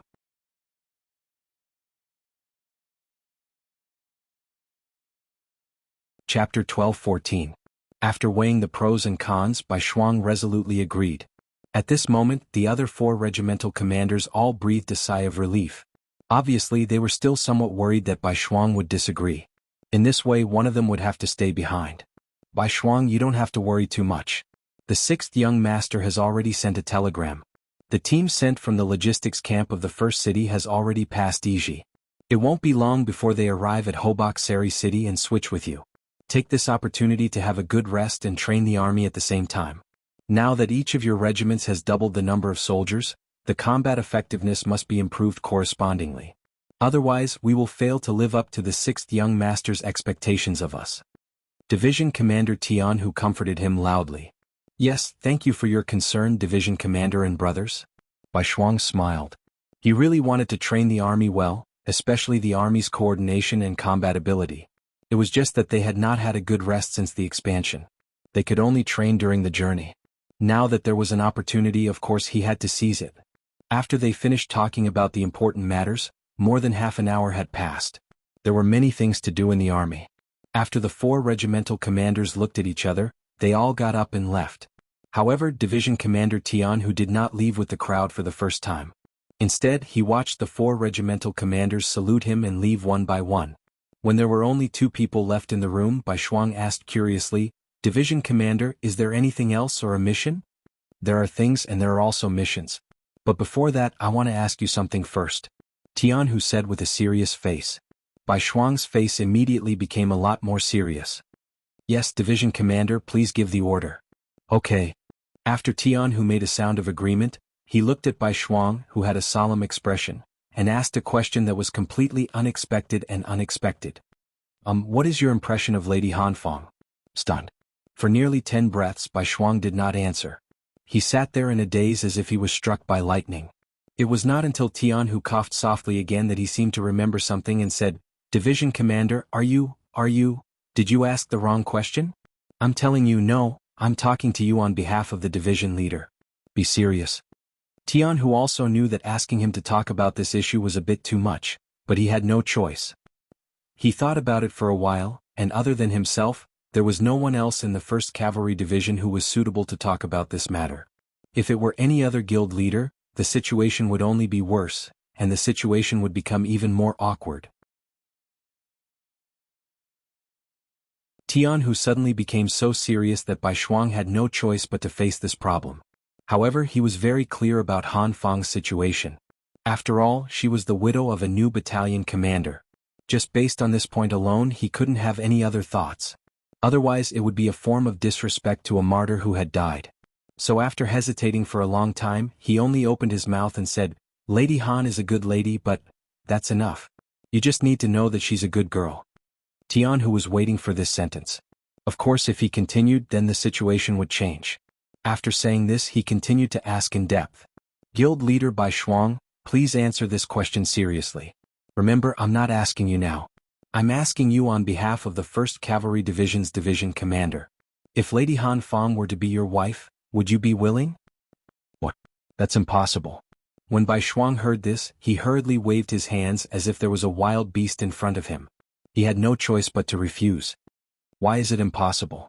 Is it because she was once engaged to a deputy battalion commander of the new 1st Army? Tianhu suddenly raised his voice as he asked this question. Yes. Bai Shuang didn't completely understand the meaning of this sentence because at this moment his mind was already blank. Although he indeed had a good impression of Lady Han Fang, he definitely wouldn't do anything to betray a comrade for his own selfish reasons, even if that comrade had already died on the battlefield. Tianhu was very satisfied with Bai Shuang's answer. He continued to ask, Then if I tell you that even if you marry Lady Han Fang now, you won't betray anyone, will you still refuse? Chem? At this moment, Bai Shuang finally raised his head, as if he understood something. He looked at Tianhu and asked, Senior brother, what's going on? The reason why he called him senior brother was because both of them studied under Yang Qindong. This kind of address was only used when there were no outsiders. What's going on? Ah, you're lucky. Tianhu, who had a serious face just a moment ago, was now full of smiles. Let me tell you, I've already investigated. The person who asked was the 7th madam, and she's already given a reply. Lady Han Fang was indeed engaged to a new battalion commander, but it was only a verbal agreement. There wasn't even a ceremony, and they didn't even enter the bridal chamber. Unfortunately, that officer had already died on the battlefield. Now, Lady Han Fang is a free person, and the CIA has also confirmed this. She has the freedom to pursue a happy marriage, and it doesn't involve any moral or emotional issues. Do you understand now? Tianhu's words stunned Bai Shuang. After a long while, he asked with a face full of joy, Is this true? If I marry her, it won't be a moral issue, and I won't be letting down that dead battalion commander, right? Of course not. Actually, even if there really is something going on with that battalion commander, so what? Teacher said a long time ago that Han people can pursue freedom of love, freedom of marriage. Think about it, didn't teacher's sixth sister divorce someone else? But isn't she still living very well with Chief Long of the Ministry of Public Security? Not to mention Lady Han Fong and that battalion commander haven't done anything yet. Of course your worries aren't without problems. I want to tell teacher about this matter and let him make a decision. If we have teacher's approval, then there won't be any problems. Tianhu said with a face full of confidence. Bai Shuang couldn't help but feel nervous when he heard that he was going to disturb Yang Qindong. Teacher is very busy every day. It's not good to trouble him over such a small matter. What's not good about it? Let me tell you, the last time I saw teacher he asked me about your marriage. We will grow old one day and our descendants will need to do a lot of things on the battlefield. Teacher has always supported this. Alright, don't act like you're the victim of a bargain. Just tell me what you mean. Tianhu snorted. He had a look that said, if you say no, I won't care about this matter. Bai Shuang had a very good impression of Han Fong, especially since he was injured. She had taken care of him in every possible way. In addition, she was not only beautiful but also brave and smart. Wasn't such a woman suitable to be his wife? It was just that because of her identity, he had been suppressing this thought in his heart. Now that everything was no longer a problem, how could he not agree? He immediately nodded and said, I agree. I'll have to trouble senior brother for everything. Seeing that the matter was finally settled, Tianhu nodded happily. Alright, I'll send a telegram to teacher and tell him this good news. As for you, kid, you've already taken care of the girl. If other people aren't willing, then there'll be a joke. This time you'll be guarding Hoboksari City. Take advantage of this time to do something big. It's best if you can get your eldest son out too. Then good things come in pairs. Hearing Tianhu's teasing, Bai Shuang also laughed foolishly. As for Han Fong, he was confident that he could convince her because he had a feeling that she liked him. After Tianhu left, Han Fong walked over. She was a bit worried about his injury. After all, he had suffered it to protect her. However, when White Shuang told her about it, her face was immediately filled with joy. It was said that beauties loved heroes, especially heroes who had saved their lives. In addition, White Shuang was both intelligent and brave, and had the air of a scholarly general. He also had the spirit of a grown man. How could she not be willing? However, the little girl was shy and did not immediately agree. Instead, she ran away shyly. This caused Bai Shuang to laugh loudly behind her. On the official road to Turpan City, an army with a bright flag of the 5-star army was moving forward. Among them, a cavalry unit with black cloaks was especially eye-catching. In the 5-star army, the rank of an officer was very obvious. It could be seen from the military rank, and it could also be seen from the cloak that an individual wore. As for the black cloak, it was usually only worn by those with the position of guild leader. The reason why it was said to be a normal situation was because there was something special about it. The black cavalry that protected Yang Qindong could also wear it. There were 2,000 black cavalry soldiers and they were all wearing black cloaks. The 1,000 black cavalry that had been selected from Crimson City had finally arrived. Among them, Qiu Vi was the captain of the 1st Brigade, Dao Xiao was the captain of the 2nd Brigade, and Ba Daojiang was the vice-captain of the 1st Brigade due to his outstanding performance. Yang Qindong was in this unit. He was riding a white dragon and wearing a golden battle suit, which made him stand out from the rest. Beside him, Beta Persei was wearing a purple military cloak, which was also very eye-catching. Everyone looked at him with envy. Young Master, a telegram from the 1st Cavalry Division. In the carriage behind him, the leader of the telegram team, Wang Shan, sent a telegram to Beta Persei, and then handed it to Yang Qindong. Yang Qindong curiously turned around. Didn't a telegram just arrive not long ago? Why is it here again?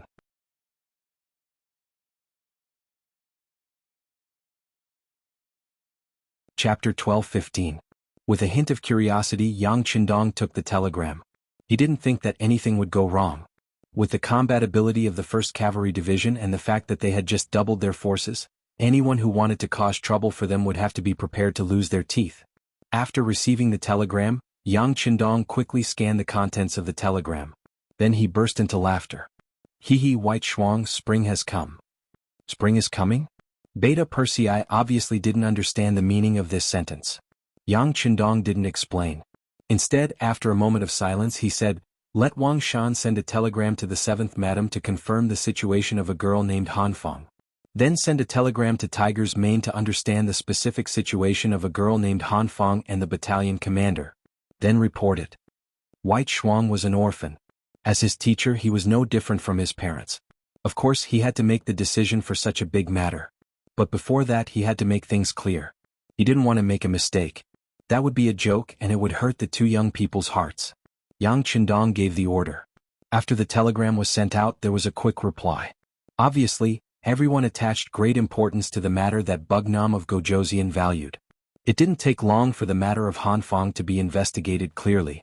It was confirmed that she only had a verbal engagement with the deputy battalion commander who died in battle. The two of them didn't even meet. Everything was set up by the matchmaker.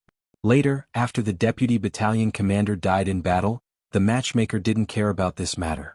If it wasn't for the fact that Han Feng valued friendship, very few people would know about this matter. After understanding the details, Yang Qindong immediately waved his pen and approved the marriage between White Shuang and Han Feng. He also allowed them to complete the wedding in Hobox. Not only that, Yang Qindong also ordered a small team of black cavalry to go to Hobox and bring a congratulatory gift. With Yang Qindong's blessing, no one would say anything about this matter.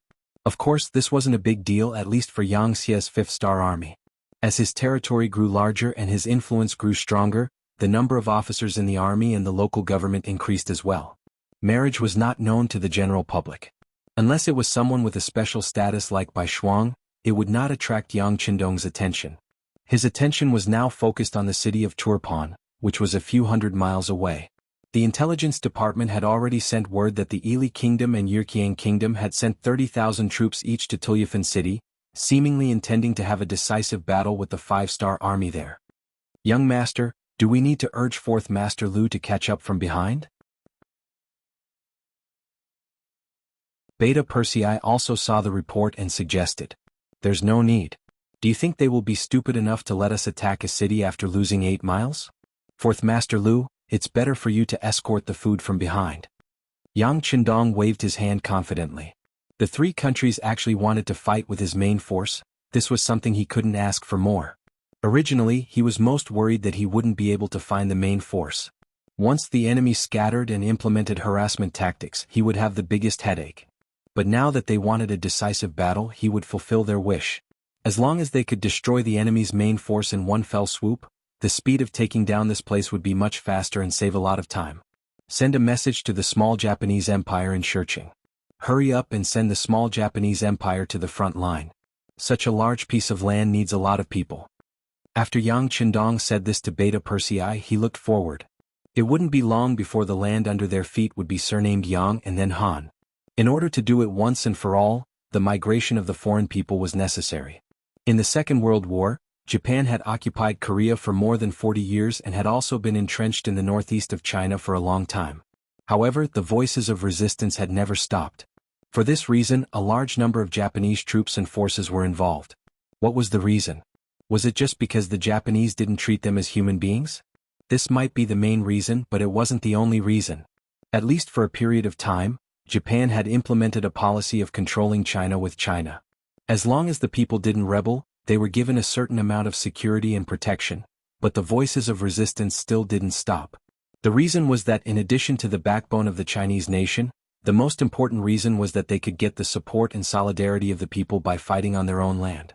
With these lessons learned from previous mistakes, Yang Qindong had long adopted an extreme method, which was the migration of the people.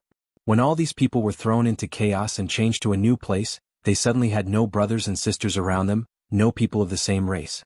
When they were not even familiar with the land under their feet, the so-called voices of resistance would naturally disappear.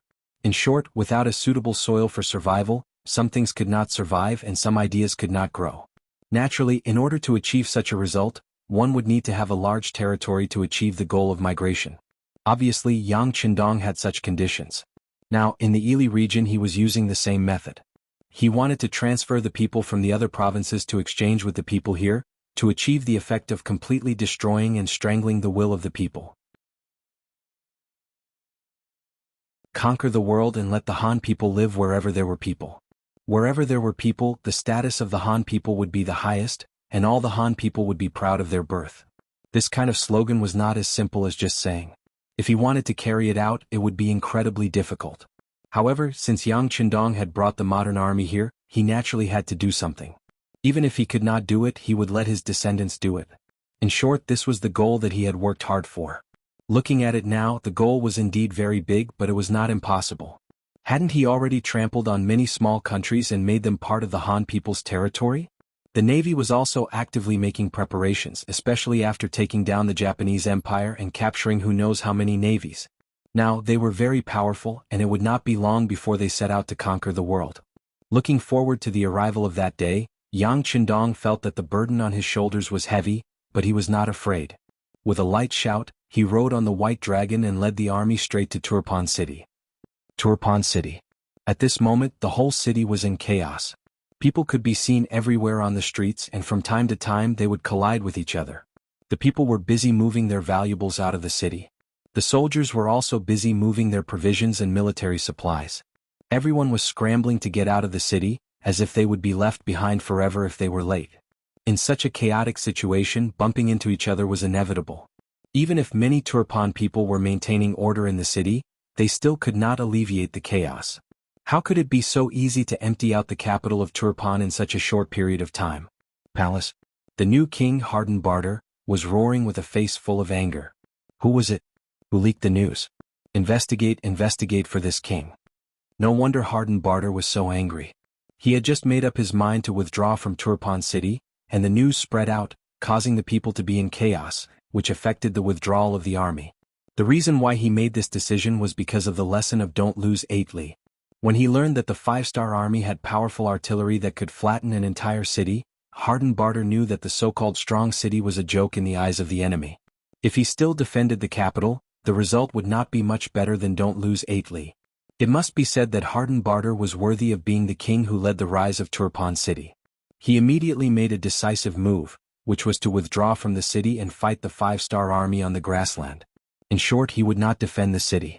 Originally, according to Harden Barter's plan, he would withdraw the army first and then move the people. But for some reason the news was leaked and now the city was in chaos. His plan to withdraw had to be delayed. After a series of roars, someone immediately went out of the palace to investigate the leak of the secret. But in such a chaotic situation, it was not easy to find out who leaked the secret. Not to mention, the people who leaked the secret were from the Yangtze Intelligence Department. They had strong anti-reconnaissance abilities, so it was not easy to find them in a short time. After venting his anger, Harden Barter's expression seemed to be better.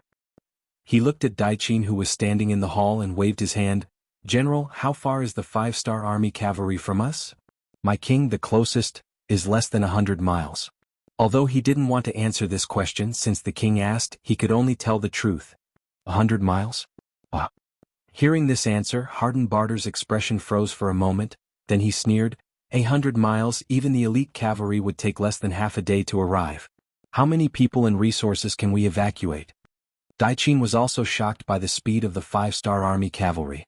But as a general he couldn't be afraid of the enemy. Otherwise he would be unqualified and incompetent. Even though Daichin had lost a battle, but as a general he had never lost his character. Seeing the king in such a difficult position, he hesitated for a moment, then steeled his heart and stood out. "My king, I think there is a way. We can stop the 5-star army cavalry. Didn't the Ili Empire and Yirkiang Empire each send 30,000 cavalry and have already arrived at our Turpan city? As long as we can work with them, I am confident that we can fight the 5-star army and stop them outside Turpan city." "Oh? Really?" Hearing Daichin's confident words, Harden Barter's eyes were filled with hope.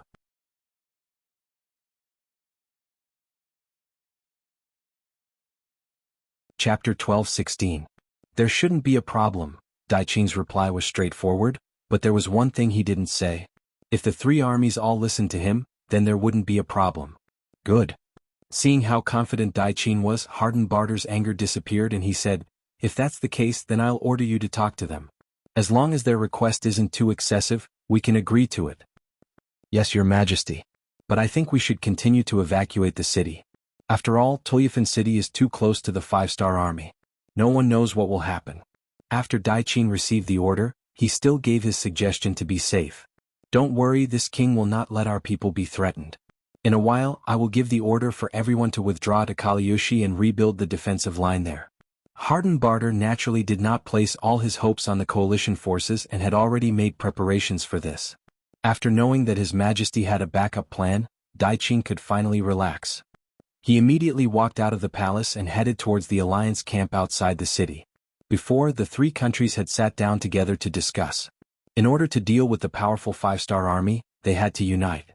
The result of the discussion was that if one side was attacked, the other two countries had to unconditionally provide support. It was just that some words sounded nice, like unconditional support. Then how many people should they send? 100,000 was reinforcements, but who could say 1,000 wasn't reinforcements? The so-called alliance was just to deal with the powerful five-star army. If there wasn't the five-star army, the three sides would still be in a hostile relationship. If they could defeat the five-star army and weaken their allies, this was probably everyone's goal. Because of this thought, Daiqin also knew that it wouldn't be easy to convince the two allied armies to fight the five-star army. Ili sent out 30,000 cavalrymen to assist Tulyafan. The general leading them was Wu Liji, who had fought against the Wuda army and suffered a great defeat. Yirqiang sent out 30,000 cavalrymen to assist Tulyafan. The general leading them was called Aleifu. Next, Daiqin wanted to find these two generals. As former opponents, they were naturally familiar with each other. Sometimes they would even work together to deal with the other side. As an acquaintance, the moment they met, Daiqin immediately stated his intentions. Generals, there's no need to say more about the current situation. The five-star army's target isn't just Turpan. They want the entire region. This time, I hope that we can work together sincerely to defeat the five-star army and protect the safety of the people of the country behind us. Both Uliji and Aleifu silently nodded their heads in response to such pleasing words.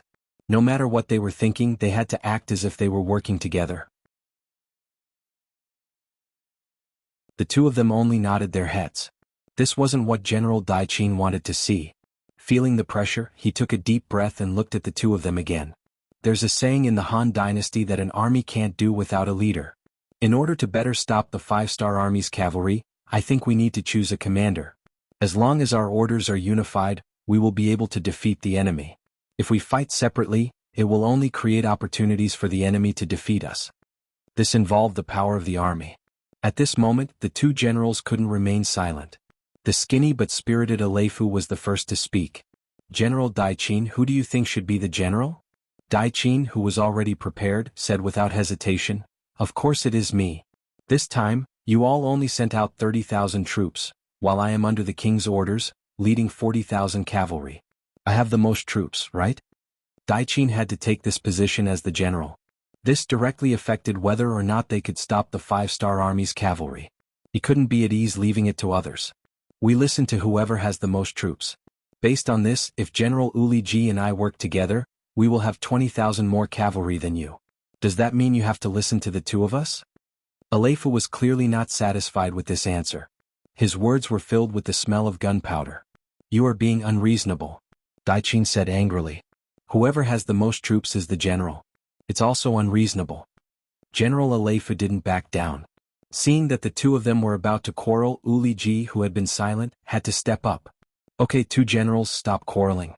The reason why we are here is to discuss how to defeat the five-star army. Quarreling won't solve the problem.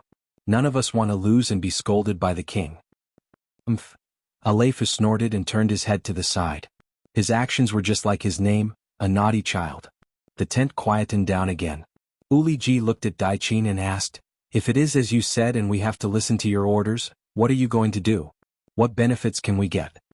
The three sides agreed that they must unconditionally help the side being attacked. However, from Uliji's words, it was obvious that there were conditions for them to help. This wasn't Uliji's idea. He had just received a secret letter from Prime Minister Arab, which stated that Hobak Seri had been taken over by the Pentagram Legion. Now Ili Belli was having a hard time fending for themselves. They couldn't send any more reinforcements to Turpan, and they didn't even have the resources to supply the army. Uli Belli had to think of a solution himself. Because he knew this, Uliji turned his attention to Daiqin and started to ask for benefits. Although Daiqin was mentally prepared, he was still somewhat dissatisfied after hearing this. However, the king had said before that as long as the request wasn't too excessive, he would try his best to satisfy it. Thus, he suppressed the anger in his heart and asked, "But what kind of benefits does General Wu Liji require? The most basic problem of food, you guys have to solve it, right? As for the war horses, you know that we came from afar and can't ask for help from the rear. Of course, if you can satisfy these conditions, my 30,000 cavalry will listen to General Daiqin's orders." Uli Ji stated his conditions. He had no choice. Prime Minister Arab told him to think of a solution himself. What good ideas did he have? He could only turn his attention to Turpan. It wasn't hard to solve the problem of rations, as Tulyafin had a lot of rations. However, Daiqin obviously wouldn't agree to solve the problem of war horses. He shook his head and said, "I can give you the rations but not the war horses. Our country doesn't have a lot of war horses." Hearing that there was no problem with the rations and hearing Daiqin say that there were not many war horses, Waliji knew that there was hope. He immediately smiled. General Daiqin's words are wrong. A while ago, when the grasslands were in chaos, the Turfan kingdom, which was closest to them, used a lot of rations to exchange for their war horses. If what I said is correct, there are at least 50,000 war horses in the horse field outside of Turfan. How about this? We won't ask for much, just 10,000 war horses from each side. Uliji was obviously prepared. When Daiqin heard these words, his expression changed. 10,000 war horses is impossible. Although we have some war horses, they are prepared for the old soldiers. You know that after the military restructuring in Turpan, there are many retired soldiers among the people. Once they have war horses and sharp sabers, they can become soldiers again. These are for... Daiqin still wanted to continue, but Wu Liji interrupted him.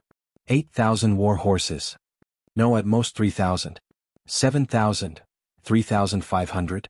The two generals who led tens of thousands of troops were like two unscrupulous merchants. After a round of bargaining, they finally set the number at 5,000. Since he could get food and 5,000 war horses, Uli Ji felt that he had reached the conditions he was satisfied with. He nodded and said, "Then the 30,000 Ili soldiers I brought will listen to General Daiqin." Uli Ji lowered his head. Although Aleifu was unhappy, he only had 30,000 cavalry, so he couldn't do much. In the end, he could only agree. Just like that, the Three Alliance army was formed. They agreed to follow General Daiqin's orders to stop the Five-Star Army at the northeast front line of Turpan. 8 hours later, they had to gather at the designated location. Daiqin clenched his fists and left the camp excitedly. He had to report the good news to his king. Only Uli Ji and Aleifu were left in the tent. The latter said unhappily, "General Uli Ji, why did I agree to Daiqin's request?" "Haha, General Aleifu, there's no need to be angry. It's not wrong for us to listen to him, but if his request is a little too excessive, we can still refuse, right?" Wu Liji winked at Aleifu and said with a smile, "An excessive order." "Wah!"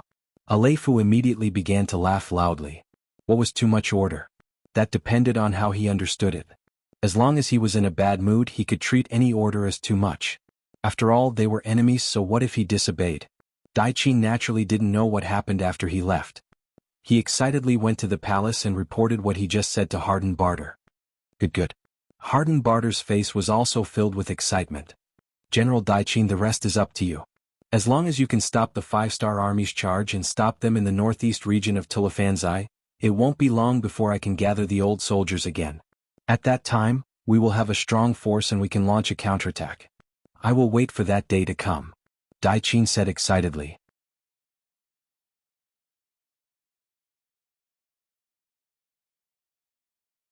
Chapter 12-17. 70 li outside of Tulyafin City, the new army of the Five-Star Army was gathering here. More than 30,000 cavalrymen came over, covering the sky and covering the earth. They chose a flat area and started cooking. Suhi gave the order for the army to rest on the spot, while the other division commanders came to the main tent to discuss military matters. Inside the tent, Suhi stood in front of a large sand table, waving a stick in his hand. The scouts at the front sent news that 30 li away from us, there are 40,000 cavalrymen from Tulyafin, 30,000 from Ili Beli and Yirkiang. A total of 100,000 cavalrymen have already set up camp in 3 different camps. Everyone, what do you think we should do next? When Kulu and the other division commanders heard that there were 100,000 cavalrymen, their eyes all lit up. Clearly there were so many enemies waiting for them to eat and they were all very excited.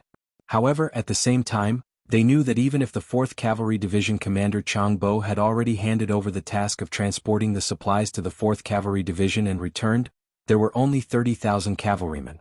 In terms of numbers, the difference between the two sides was still very large. 30,000 against 100,000, and the other side came prepared, and they were very familiar with the surroundings. No matter how they looked at it, this battle was not going to be easy. No one immediately spoke. Instead, after a moment of contemplation, the 1st Cavalry Division Commander Kulu asked, "General, where is the Liaodong Cavalry Reinforced Unit?" "To the west of us, near Tian Shan." Su He looked at Kulu with a gaze full of admiration. He had already sensed something from this sentence. To the west, the ones guarding the west of Tulyafan should be the Yirkiang Kingdom's army, right? Kulu seemed to have thought of something as he spoke. That's right. Does Commander Ku want the Liaodong Cavalry Reinforced Unit to launch a sudden attack from that direction? Su He, who had already understood Kulu's intentions, asked with a trace of a smile on his face. The other division commanders' expressions also changed at this moment, and then they began to consider the feasibility of this plan. However, very quickly they all shook their heads lightly. It was clear that they did not think highly of this plan, nor did they have much confidence in it. In reality, everyone knew that the so-called Allied army was only formed because they had no choice but to join forces under certain circumstances. Such an army seemed to have many soldiers and generals, and its momentum was great. However, they also had a fatal flaw, which was that they were not united enough. As long as they found a suitable position, they could completely open up a gap in the shortest amount of time. According to this train of thought, Commander Kulu's decision to choose one of the paths was correct.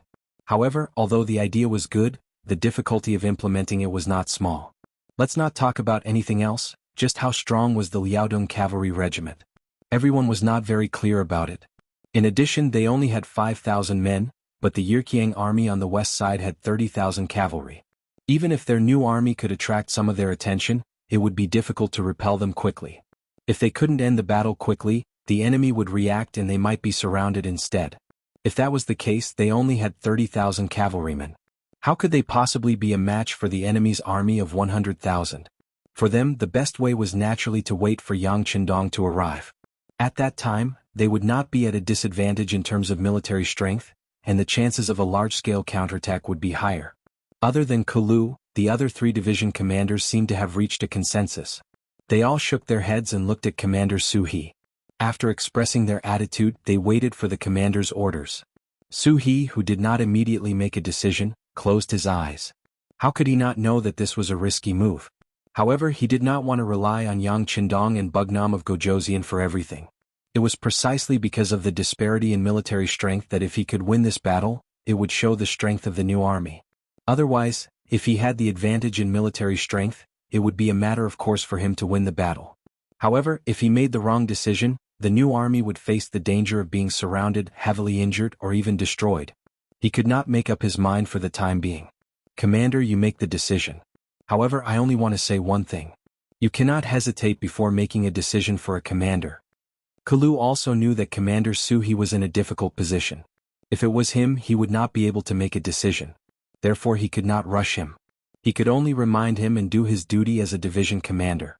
As soon as Kulu's words came out, Su He, whose eyes were closed, could not help but tremble. That's right, he could not hesitate when making a decision for a commander. On the battlefield, opportunities were fleeting. Perhaps he would miss it if he was a little late. Even so, the opportunity was right in front of him. Why should he give it up? The outcome of a war was always changing. No one could know what would happen in the next moment.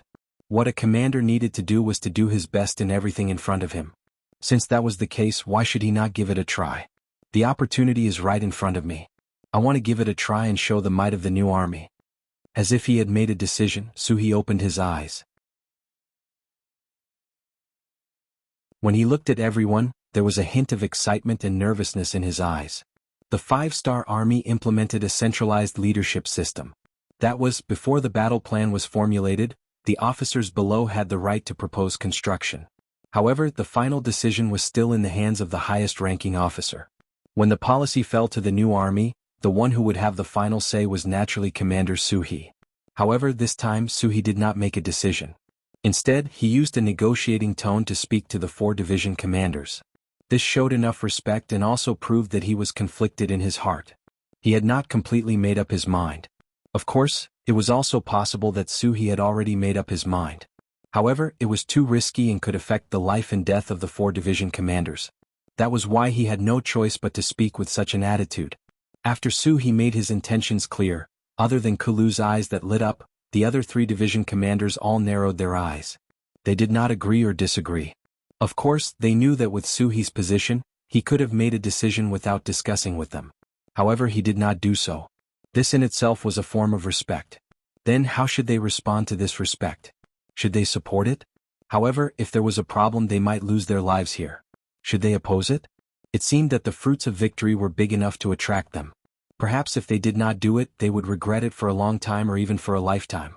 Seeing that everyone still did not express their opinions, He took a deep breath and said, "Everyone, I will not hide it from you. I have already received news that the new army is about to expand into a new army group. It is very likely that there will be 3 armies and a direct subordinate division. If that is the case, the military strength will reach 100,000 people." Suddenly, He threw out such a statement. It seemed to have nothing to do with the current topic, but these words caused everyone's eyes to light up. The new army was going to expand into a new army group. Did that mean that the new army could also be expanded? If that was the case, everyone's position would be promoted by a large level. The number of soldiers they could lead would also increase. It was even possible that they could exchange the 4 stars on their shoulders for a gold star. There was no soldier who did not want to be a general. This was even more so for the 4 division commanders who were only one step away from becoming a general. If they wanted to become a general, they had to have enough achievements to convince the masses. Right now, there was a huge contribution in front of them. What would they choose and what would they do? At this moment, everyone was shaken by He's words. In the end, Lei Chuandang, the commander of the 3rd Cavalry Division, and Chang Bo, the commander of the 4th Cavalry Division, both looked at Bai Kai, the commander of the 2nd Cavalry Division. In their eyes, Commander Bai Kai was like his name. He was a very talented person. Feeling the gazes of the 2 division commanders, Bai Kai's heart skipped a beat as he made a decision. "Commander, can we contact Liaodong's strengthening cavalry regiment and see how confident they are to complete this task?" "No problem, report to Commander Tong Long of the Liaodong strengthening cavalry division." He nodded. He also wanted to see the other party's attitude. If they directly refused, then no matter how good his idea was, he would not be able to implement it. In a forest less than 100 miles away from the foot of Tiansha Mountain, people could be seen walking around. This was the temporary base of the Liaodong Strengthening Cavalry Division. From this position, one could vaguely see the high mountains in the distance. As the commander, Tong Long knew that the highest mountain in the distance was Tianshan Mountain. Regiment Commander, Commander Su He of the new 3rd Army sent a telegram. Deputy Regiment Commander Zhao Xing came to Tong Long's side with an excited expression and handed over a piece of paper. Tong Long and Zhao Xing had not been in contact with telegrams for a long time. Before this, they never thought that a small metal box could send a message thousands of miles away. Just based on this point, the 2 of them were shocked. They really didn't dare to imagine how many secrets the 5-star army had, and how powerful Yang Shi was. Luckily, the 2 were adaptable people and quickly accepted this new thing.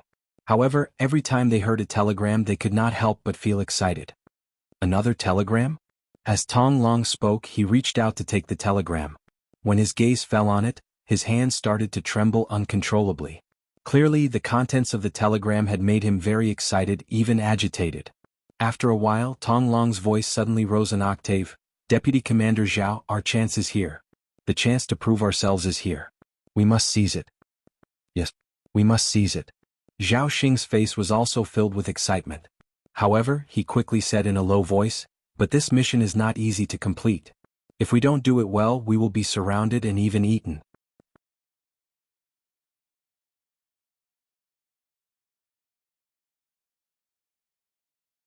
Chapter 12:18. That's only one possibility. There's another possibility. Maybe we can make a big contribution? Isn't this the best chance to prove that our Liaodong cavalry has strengthened? Tong Long retorted excitedly. It seemed like he had made up his mind. Even if Zhao Xing didn't agree, he would still do it. "You're the commander. I'll fully support your decisions." Zhao Xing didn't continue to object. Instead, he said something that made Tong Long feel very touched. No one knew better than them the awkwardness of their current status. The so-called Liaodong Cavalry Reinforced Regiment sounded quite impressive, but in reality, Ever since they joined the 5-star army, they hadn't fought a decent battle. Although they had some small victories, they were just following the main force to get some military merit. To the ambitious Tong Long and Zhao Xing, this was not what they wanted at all. Both of them were people who dared to fight and fight. They were even people who had thousands of ambitions. In the past, they hated living under the shadow of the Ming army. In this situation where everything depended on experience and background, it was extremely difficult to stand out. Now that they had joined the 5-star army, they finally had a fair chance to show off their skills. Both of them had been holding back their energy and wanted to show off their skills. However, the 5-star army was different from the Ming army. There were too many fierce and intelligent generals here. When they fully understood the achievements of other armies, divisions, and commanders, they couldn't help but be shocked speechless for a long time. Wanting to stand out in this kind of army wasn't any easier than being in the Ming army. After all, the high-ranking officers of the 5-star army were all people who had killed their way through countless battlefields. Whether it was bravery or strategy, they were the best of the best. A true powerhouse would always become stronger when they met someone stronger. Tong Long and Zhao Xing were such people. In their opinion, their biggest disadvantage was that they joined the 5-star army too late. They had too few soldiers in their hands. Once they had a chance to show off their talents, they could also soar into the sky. They just didn't expect the opportunity to appear so quickly. Of course they had to catch him. Under Tong Long's resolute attitude, a reply was quickly sent to the new army's commander, Su He. When he saw the contents of the telegram, Su He couldn't help but laugh out loud. Not bad, 2 tiger generals. Come everyone take a look. He laughed and handed the telegram to Kalu and the others. Then he heard the 3rd Cavalry Division's commander Lei Chuandong's shocked voice. What? They're actually willing to make a military order. If they can't complete the mission, they'll bring their heads to me. A military order expressed a kind of attitude and a kind of indomitable spirit. Once such a decision was made, there was no way out. Under normal circumstances, no one would rashly choose to do this. Especially this time, it was Commander Su He who asked the other party with an inquiring attitude. He did not request for the other party to express their opinion, but Tong Long and Zhao Xing still made such a decision. This was shocking and admirable. It seems that in terms of courage, we're far inferior to these two. The 2nd Cavalry Division's commander Bai Kai sighed. When he looked at Su He, he straightened his body and said, Commander, the 2nd Cavalry Division supports this battle. Please make a decision. We also support. After Bai Kai expressed his opinion, the other 3 commanders also stood at attention and saluted. Good, I thank you for your support. I'll now report the battle plan to the 6th young master. Su He said with a face full of excitement. He did not forget that the disparity in strength between the two sides was too great. There was a 60% chance of losing, so he had to report it to Yang Qindong. Otherwise, if something went wrong, he would not be able to bear the responsibility even if he killed him. 150 li behind the new army, Yang Qindong was leading the troops forward. He had already received a telegram regarding the situation outside Turpan City, and he knew that there were 100,000 cavalrymen waiting for him. Regarding this, Yang Qindong naturally did not fear them at all, and he had even given the order to speed up. This was because from how he saw it, with just the new army and the Liaodong Cavalry Corps, it would be very difficult to deal with 100,000 cavalrymen. Just as the troops were speeding up, Commander Su He of the new army sent a telegram. After hearing about their request, Yang Qindong's expression became quite complicated. This was a great risk. This time, in order to solve the problem in Ili Bali, Yang Qindong had brought along more than 100,000 cavalrymen with him. It could be said to be a huge force. With this force, no matter which faction they faced, they would have an advantage. However, if it was one against many, it would be hard to say. After all, the situation in a war is often changing in an instant. If they don't deal with it well, the situation will change drastically. If it had been someone else like Yang Qindong, the most conservative approach would have been to wait for more Neon troops to be transferred here. That way, with the advantage of military strength, they could slowly nibble away at their opponents until they won the final victory. Yang Qindong's goal was too big and he didn't want to waste the most precious time. If possible, he certainly hoped to solve the problem here as soon as possible so that he could charge toward the next target. But although the idea was good, the reality was cruel. Especially in the situation where Ili, Turpan and Yarkyang joined forces, plus Yeshen of Wara was watching him in the dark, the situation of this war became more and more complicated. And now, an opportunity to turn passivity into initiative appeared in front of him. Facing the new army's request, Yang Qindong was caught in a dilemma for a while. Logically speaking, he thought that this battle plan was too risky. If things went wrong, more than 30,000 people would be seriously injured by the enemy's 100,000 cavalry, and it was not impossible for them to be eaten. But psychologically, he thought that this was a bold and feasible plan, because even he was amazed by this plan and felt that it was incredible, not to mention the enemy, they would definitely not think of it. To agree or not to agree, it was all up to him. Beta Persei, if the reconnaissance group and the light cavalry regiment attack with all their strength, how long will it take to meet the new army?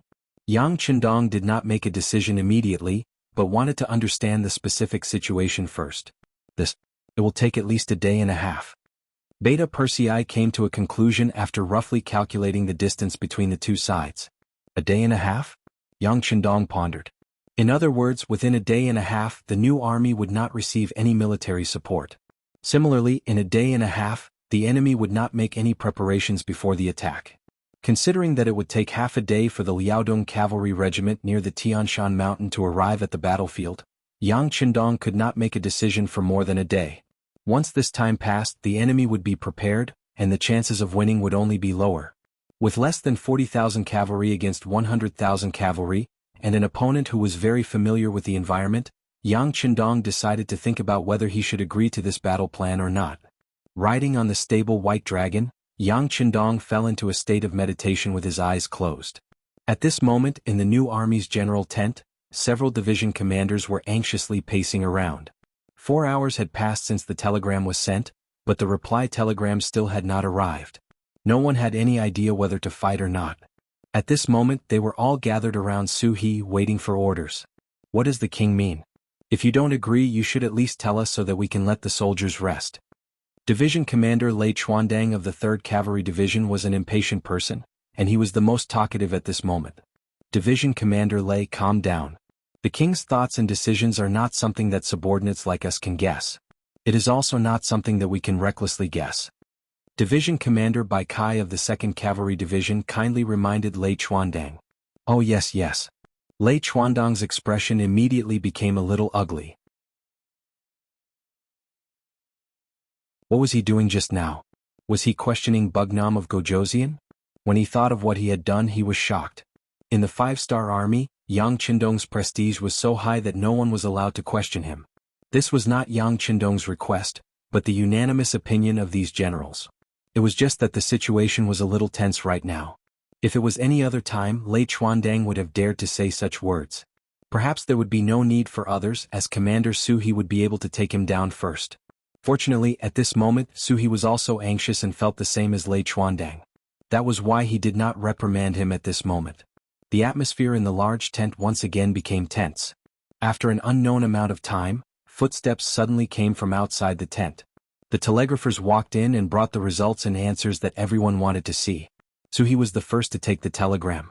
After skimming through it, he let out a long breath and then said with an excited expression, "The 6th young master has already agreed to our request. Now please go and make your preparations." "That's right, send a telegram to inform Commander Tong Long that they can set off now." "General, Commander Tong Long sent us a telegram 6 hours ago, saying that he has already set off. He should be halfway there by now." The telegram operator stood at attention and reported. Actually, he had already said this before. However, Su He was too nervous at that time and did not pay attention to it. "Oh right. Look at my brain. All right, Commander Tong Long and the others have already set off. They will reach the depths of the battlefield in 6 hours. This way it will be midnight, which is also the time for us to launch our attack. Like this, all the division commanders will take their positions and let the soldiers fill their stomachs and prepare for battle.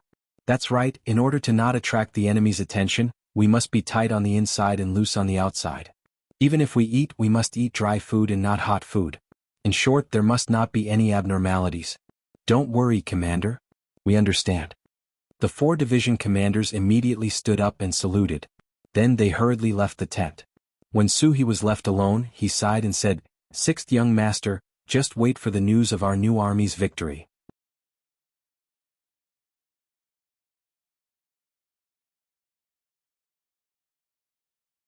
Chapter 12-19. The sky gradually darkened. After the commotion during the day, Turpan city gradually calmed down. With 100,000 cavalry in front of the city and the fact that it was late, many of the citizens who were preparing to leave decided to rest for the night. In this regard, King Hardenbarter didn't order them to hurry because he had received reliable information that the 5-star army had already set up camp 40 kilometers away from the city. At this moment, they were only 10 miles away from the 100,000 cavalrymen outside the city. But this 10 miles was like a mote in Hardenbarter's eyes. 30,000 cavalrymen wanting to attack 100,000 cavalrymen was simply unscientific and unrealistic. No one would think that the 5-star army had the guts to do so. If he was them, it would be a good thing if the 100,000 cavalry didn't attack first. Speaking of not taking the initiative to attack, General Daiqin was very annoyed. According to him, since the 5-star army only had 30,000 people, it was time for them to attack with their superior numbers. He was confident that they could defeat the enemy and force them to retreat. However, when he explained the situation to Uli Ji and Alefu, he was met with unanimous opposition. As reinforcements, they were only here to help evacuate Turpan city. They weren't here to attack the 5-star army. In their eyes, the best result would be for the 5-star army to retreat in the face of their 100,000 strong army.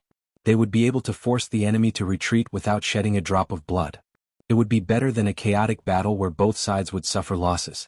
The internal disagreement caused General Daiqin to lose a chance to attack first. They didn't know what kind of disaster the loss of this opportunity would bring them. Bastards, a group of short-sighted people. They will be punished sooner or later. Daiqin angrily returned to his tent with a face full of anger. After getting angry, Daiqin didn't have any better ideas. No matter if it was Uli Ji or Alefu, they weren't his subordinates. If the enemy attacked, it would be fine. In order to unify the command, they would listen to his orders. But now, asking them to attack was indeed a bit too much. Alright then, let's wait. When the main force of the 5-star army arrives, we'll have a huge battle. I want to see, since you're all cavalry and you're in our territory, what kind of waves can you cause? Daiqin said as if he was comforting himself. After that, he asked the deputy general about the 5-star army. He heard that the 5-star army had also entered a period of quietness after nightfall. It seemed that they had also entered a period of rest like him. However, before waiting for the great battle that might happen the day after tomorrow, he also gave the order that other than the necessary guards, everyone else could also rest. Just like what Yang Qindong and Su He thought, no one would think that they would attack at this time before the army was fully assembled. It was because of this that it had the effect of catching them off guard. At this moment in the new army's camp, all the cavalry were waiting in the dark. He was clad in armor and had a sharp scimitar in his hand. Beside him were warhorses wrapped in thick cotton cloth. Even these warhorses had muzzles on their mouths to prevent them from making any noise. Waiting. Silently waiting. At this moment, the 30,000 cavalry warriors of the new army only had one target, which was the enemy camp 10 miles away on the right. They were waiting for the signal of the Liaodong cavalry regiment to attack. Daiqin was indeed worthy of being given such a heavy responsibility by King Hadenbar. His military skills were unquestionable. He arranged for the two armies to be 10 miles away from each other to prevent any accidents from happening. For example, if there was a sneak attack, 10 miles away would give them some time to react. But no one would have thought that the new army wasn't going to be the first to attack. The first to attack was the Liaodong cavalry regiment that came from Tian Shan. A reinforced regiment only had 5,000 cavalry. This time, they had the heavy responsibility of attacking the 30,000 cavalry camp. This was like hitting a rock with an egg. If possible, Su He didn't want to give such an order. But everything was for victory. In order to win, he had to do this. I only hope that Tong Long's regiment doesn't disappoint. Also send out the order. Once the divisions and regiments notice that the enemy camp is in chaos, they must attack immediately. Su He looked into the distance and was worried for Tong Long's reinforced regiment. But now that the order was given, all he could do was enter the battlefield as quickly as possible to reduce the pressure on the enemy. Late at night, the wind was cold. After a long journey, the Liaodong cavalry finally arrived at their target. Order everyone to rest for an hour and replenish their food. Regiment Commander Tong Long let out a long breath. After rushing all the way, they finally arrived. At this moment, the fatigue on his body seemed to have decreased by a lot. Regiment Commander, drink some water. Zhao Xing came over and handed over a leather bag filled with water. Thank you. Tong Long took it without any hesitation. Then he gulped down a few mouthfuls of the wine and murmured, satisfied. Regiment Commander, I'll charge at the front. You just need to stay behind. Zhao Xing came with a purpose. How can I do that? Tong Long rejected without even thinking about it. Then he patted Zhao Xing's shoulder and said, I appreciate your kind intentions, but how can I change my plans so easily? But Zhao Xing tried to persuade him, but you're the regiment commander. Our Liaodong cavalry regiment can do without anyone but the regiment commander. Bugnam of Gojoseon also said that unless it's necessary, we're not allowed to go to the front lines. Seeing that Zhao Xing was still trying to persuade him, Tong Long patted his shoulder and said, Now is a critical time. You should know how much pressure our regiment is under. Plus, in terms of martial arts, you're not as good as me. You have to admit that. Tong Long was a famous general in the Liaodong region. Compared to him, Zhao Xing's skills were second-rate. His advantage was that he was smart. Now that Tong Long pointed it out, he knew that there was no point in saying more. Okay, I can agree with the regiment commander going to the front lines. But you have to be careful. If there's any danger, retreat immediately. If you're not here, our Liaodong cavalry regiment doesn't need to exist anymore. Don't worry, I know what I'm doing. Tong Long laughed. But no matter how you looked at it, it didn't look like he knew what he was doing. Zhao Xing could only sigh and walk towards the soldiers beside the regiment commander. Since he couldn't order the regiment commander, he could only think of a way from these soldiers. The Yirqiang tribe on the left side of the camp near Tianshan was very quiet. Compared to Daiqin's anger, Aleifu was in a good mood. He hummed a tune and went to sleep early. In his dream he saw himself leading an army to defeat the 5-star army. He was leading 30,000 cavalrymen to charge forward with a momentum that could topple mountains and overturn seas. The war drums were beating and the battle cries were shaking the heavens. It was truly a lively scene. General, just as he was having a beautiful dream, he suddenly felt a large hand pushing him. This made Aleifu a little unhappy and he suddenly opened his eyes. At this moment he realized that he was lying on a bed. At this moment he also realized that it was just a dream. It was just a dream. Just as Aleifu was about to let out a sigh of relief, he suddenly revealed a shocked expression. No, if it was a dream, then why was it so clear? Now that he had opened his eyes, why was there still the sound of iron hooves? What was going on? Before Aleifu could ask, the soldier that woke him up said, General, enemy attack, enemy attack. The deputy general has already led the troops over. What? Enemy attack? Aleifu immediately sat up from the bed. At first he was confused. After a few breaths he reacted and asked, how could it be an enemy attack? The 5-star army only has 30,000 cavalry. Would they dare to attack us? Also, the Turpan cavalry is in the middle of the army. Shouldn't they be the closest to the 5-star army? Did they already retreat? It was because his tent was right next to the Turpan cavalry camp. If the 5-star army wanted to charge over, they would have to pass through that barrier first. Aleifu was caught off guard, and now that he heard that there was an enemy attack, he naturally felt helpless. No, General. The 5-star army isn't the 5-star army from the front. They came from Tianshan. The bodyguard didn't know how to explain. He could only tell what he knew and what he saw. Not the 5-star army from the front. Could it be the main force of the 5-star army is here? Alright, how many people are there?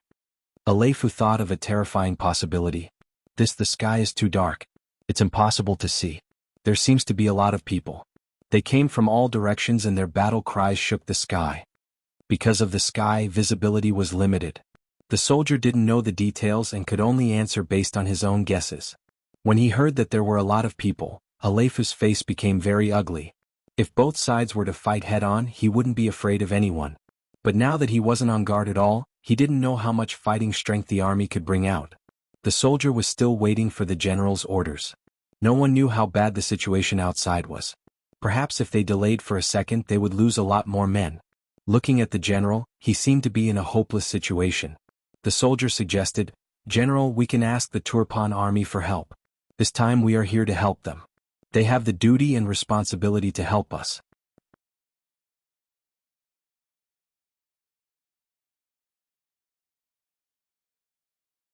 Chapter 12:20. Oh yes. Quick, send someone to ask General Daiqin for help, quick. At this moment, as if he had just woken up from a dream, Aleifu shouted loudly. Then the sound of hurriedly putting on armor rang out in the tent. Outside the tent, the sky was filled with flames and the sounds of people shouting and horses neighing could be heard.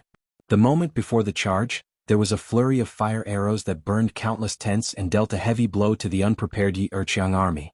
Taking advantage of this chaos, Commander Tong Long took the lead and charged into the enemy's camp. With a swing of his sword, he beheaded 2 Yi Erqiang cavalrymen who were charging towards him. His bravery gave the 5-star corps cavalrymen behind him a boost of morale, greatly reducing the Yi Erqiang cavalrymen's morale. Who dares to sneak into the camp? You're courting death. The deputy general appeared. As Alepha's deputy, he wasn't so careless. Even when he slept with his clothes on. This allowed him to react in the shortest time possible. Once the deputy general's roar sounded, the Yi Erqiang cavalrymen who ran out of the tents couldn't help but be delighted. Everyone seemed to have found their backbone and began to hold their weapons, looking for war horses and preparing to counterattack. I think you're courting death. Tong Long, who had just killed 2 people, heard the deputy general's roar and his eyes lit up. Although he didn't know the identity of the other party, his intuition told him that the person in front of him should be someone important. With his status, killing such a person would give him a sense of accomplishment and cause a heavy blow to the Yi Erqiang army. His legs clamped onto the horse's body and Tong Long rushed out. Along the way he killed several people and rushed in front of the deputy general. Watch my blade. The deputy general was shocked by Tong Long's speed and anxiously slashed out with his blade. Tong Long, who was already prepared, just leaned to the side on his horse and dodged the slash. Then the saber in his hand slashed towards the other party's waist. The saber borrowed the horse's momentum and with just one slash, there was a piercing sound as the saber and the armor came into close contact. He relied on the armor to protect his life. Even so, there was still a bloody wound that was half the length of an arm on his body. Pain enveloped the deputy general's entire body. He forced himself to take a deep breath and turned around to leave. The facts had already proven that he was no match for General Lai. He was seriously injured in just one move. If they continued to fight, he would lose his life here. There was nothing shameful about running away when they couldn't win. However, it would weaken their morale, especially when 2 armies were fighting. As a general, such an action was likely to lead to the collapse of the army. However, at this moment, in order to save his own life, the deputy general didn't think so much. He just wanted to rush out and find a place to heal himself. However, this idea of his was destined to never be realized because Tong Long had already locked onto him with his first strike. After the 2 of them passed by each other, Tong Long turned his horse around. Seeing the scene of the deputy general fleeing, a murderous intent flashed in his eyes. He put away his saber and took out his strong bow from his back. With the help of the light from the torches around him, an arrow quickly left the bowstring and shot towards the unsuspecting deputy general. The sound of the arrow piercing through the air rang out. If it was just 2 people fighting one-on-one, the deputy general would definitely be alerted. However, the entire camp was in chaos now. How could he care about such things? The deputy general was only trying his best to escape on his horse and leave this place. Whoosh! The long arrow pierced through his body. Under the powerful force, it pierced through his chest from his back. The deputy general felt a sudden heart-wrenching pain in his body. Then his head drooped and his hands lost strength. He fell from his horse head to the ground. 1 saber and 1 arrow took the life of the deputy general. Tong Long's bravery was indeed not to be underestimated. After killing the deputy general, he laughed and put away his strong bow. He picked up his curved horse and shouted loudly, "Your general is already dead. Why don't you surrender?" This shout was as loud as thunder, and the sound spread far and wide. Deputy Commander Zhao Xing, who was leading 1,000 cavalrymen as the reserve camp, was currently leading them in shooting arrows that were lit on fire. His mission was very simple. It was to burn as many of the Yirqiang army's tents as possible under the chaos. In the darkness of the night, they would give the impression that they had the numbers advantage. Deputy Commander, listen.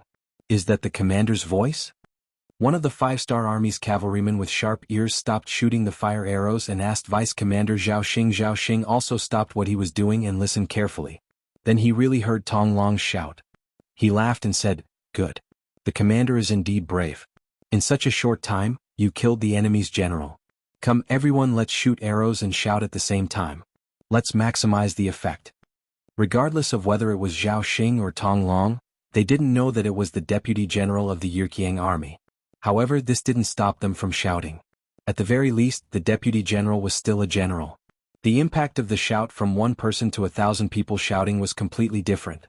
In just a short moment, this shout spread throughout the entire Yirqiang camp, causing the already chaotic camp to become even more chaotic. When the Yirqiang soldiers heard the shout, they weren't sure if it was true or not. However, at this moment they would rather believe it than not. Otherwise they would have to pay the most precious price, their lives. With the general dead, the morale of the soldiers fell to the freezing point.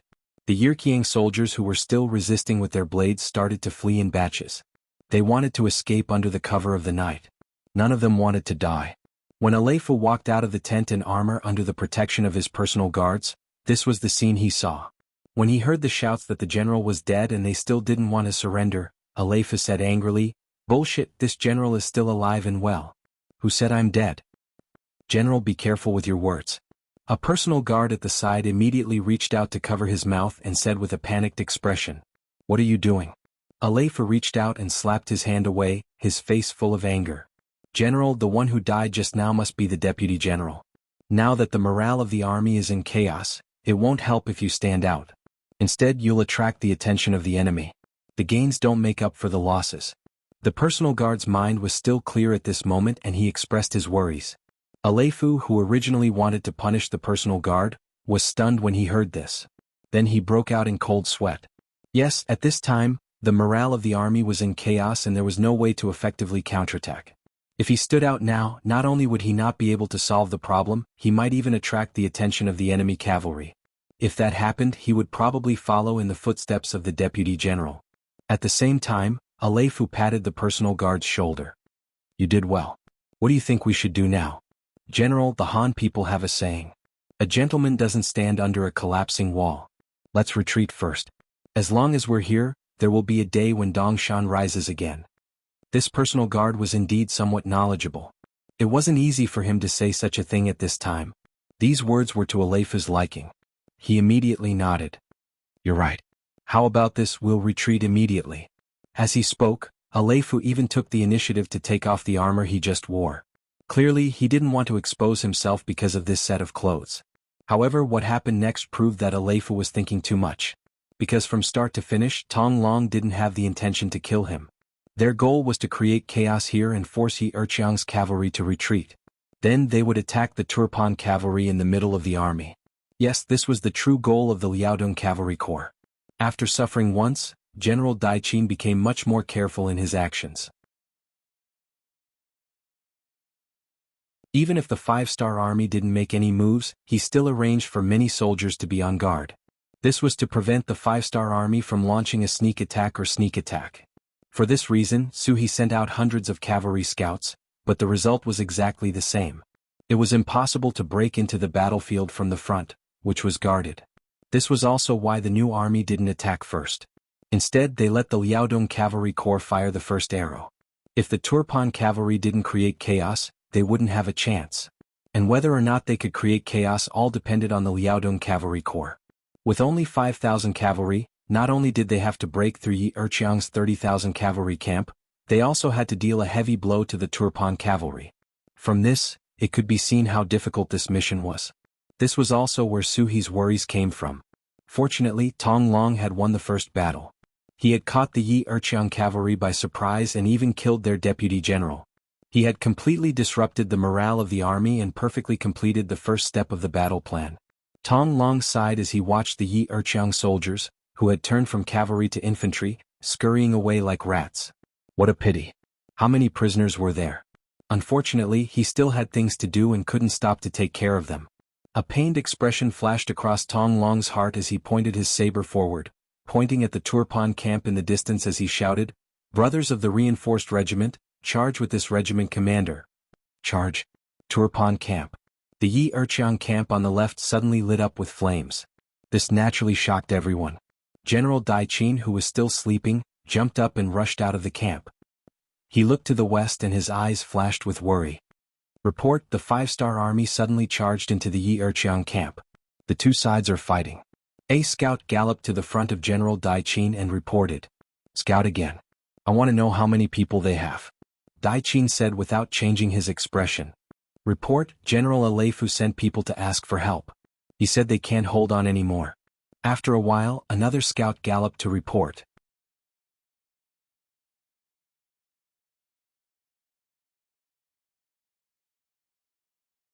Chapter 12:21.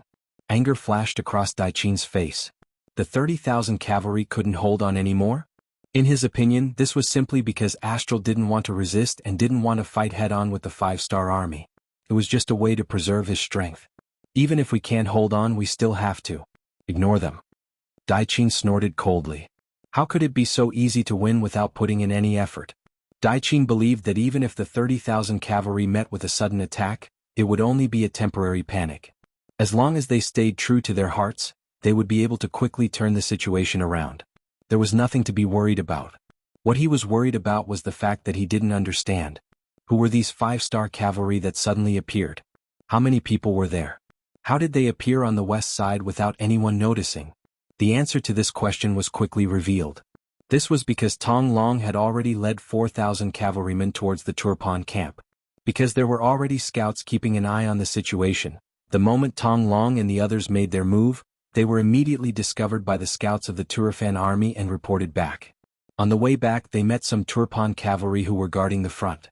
When they heard that someone was coming from the side, they immediately went up to meet them. On the battlefield, there was a saying that the commander's orders were not to be given out. Now that the 5-star army was right in front of them, the Turpan cavalry in charge of guarding the front couldn't just sit there and do nothing. In reality, even if they didn't meet them, Tong Long would have brought his army over. This was his important mission. Good timing. Seeing that the enemy was about to meet them, Tong Long laughed loudly. Then, with less than 4,000 men, they charged straight at the 3,000 cavalry. With the advantage in numbers and the imposing killing intent, both sides left behind many corpses and blood after just one clash. The enemy is so strong, request for reinforcements. In the same clash, the Turpan general, who had lost hundreds of cavalrymen, sensed an immense sense of danger. As he swung his saber through the air, he yelled loudly to the soldiers beside him. The personal guard turned around and rode away. Not long after, a group of 3,000 Turpan cavalrymen who were also tasked with guarding the defensive line arrived. As they left, the Turpan defense fell into a weakened state. The new army scouts who were in charge of understanding the situation shot out a signal gun into the sky. A bright red light shot into the sky, appearing so eye-catching and bright in the silent night. Let's go.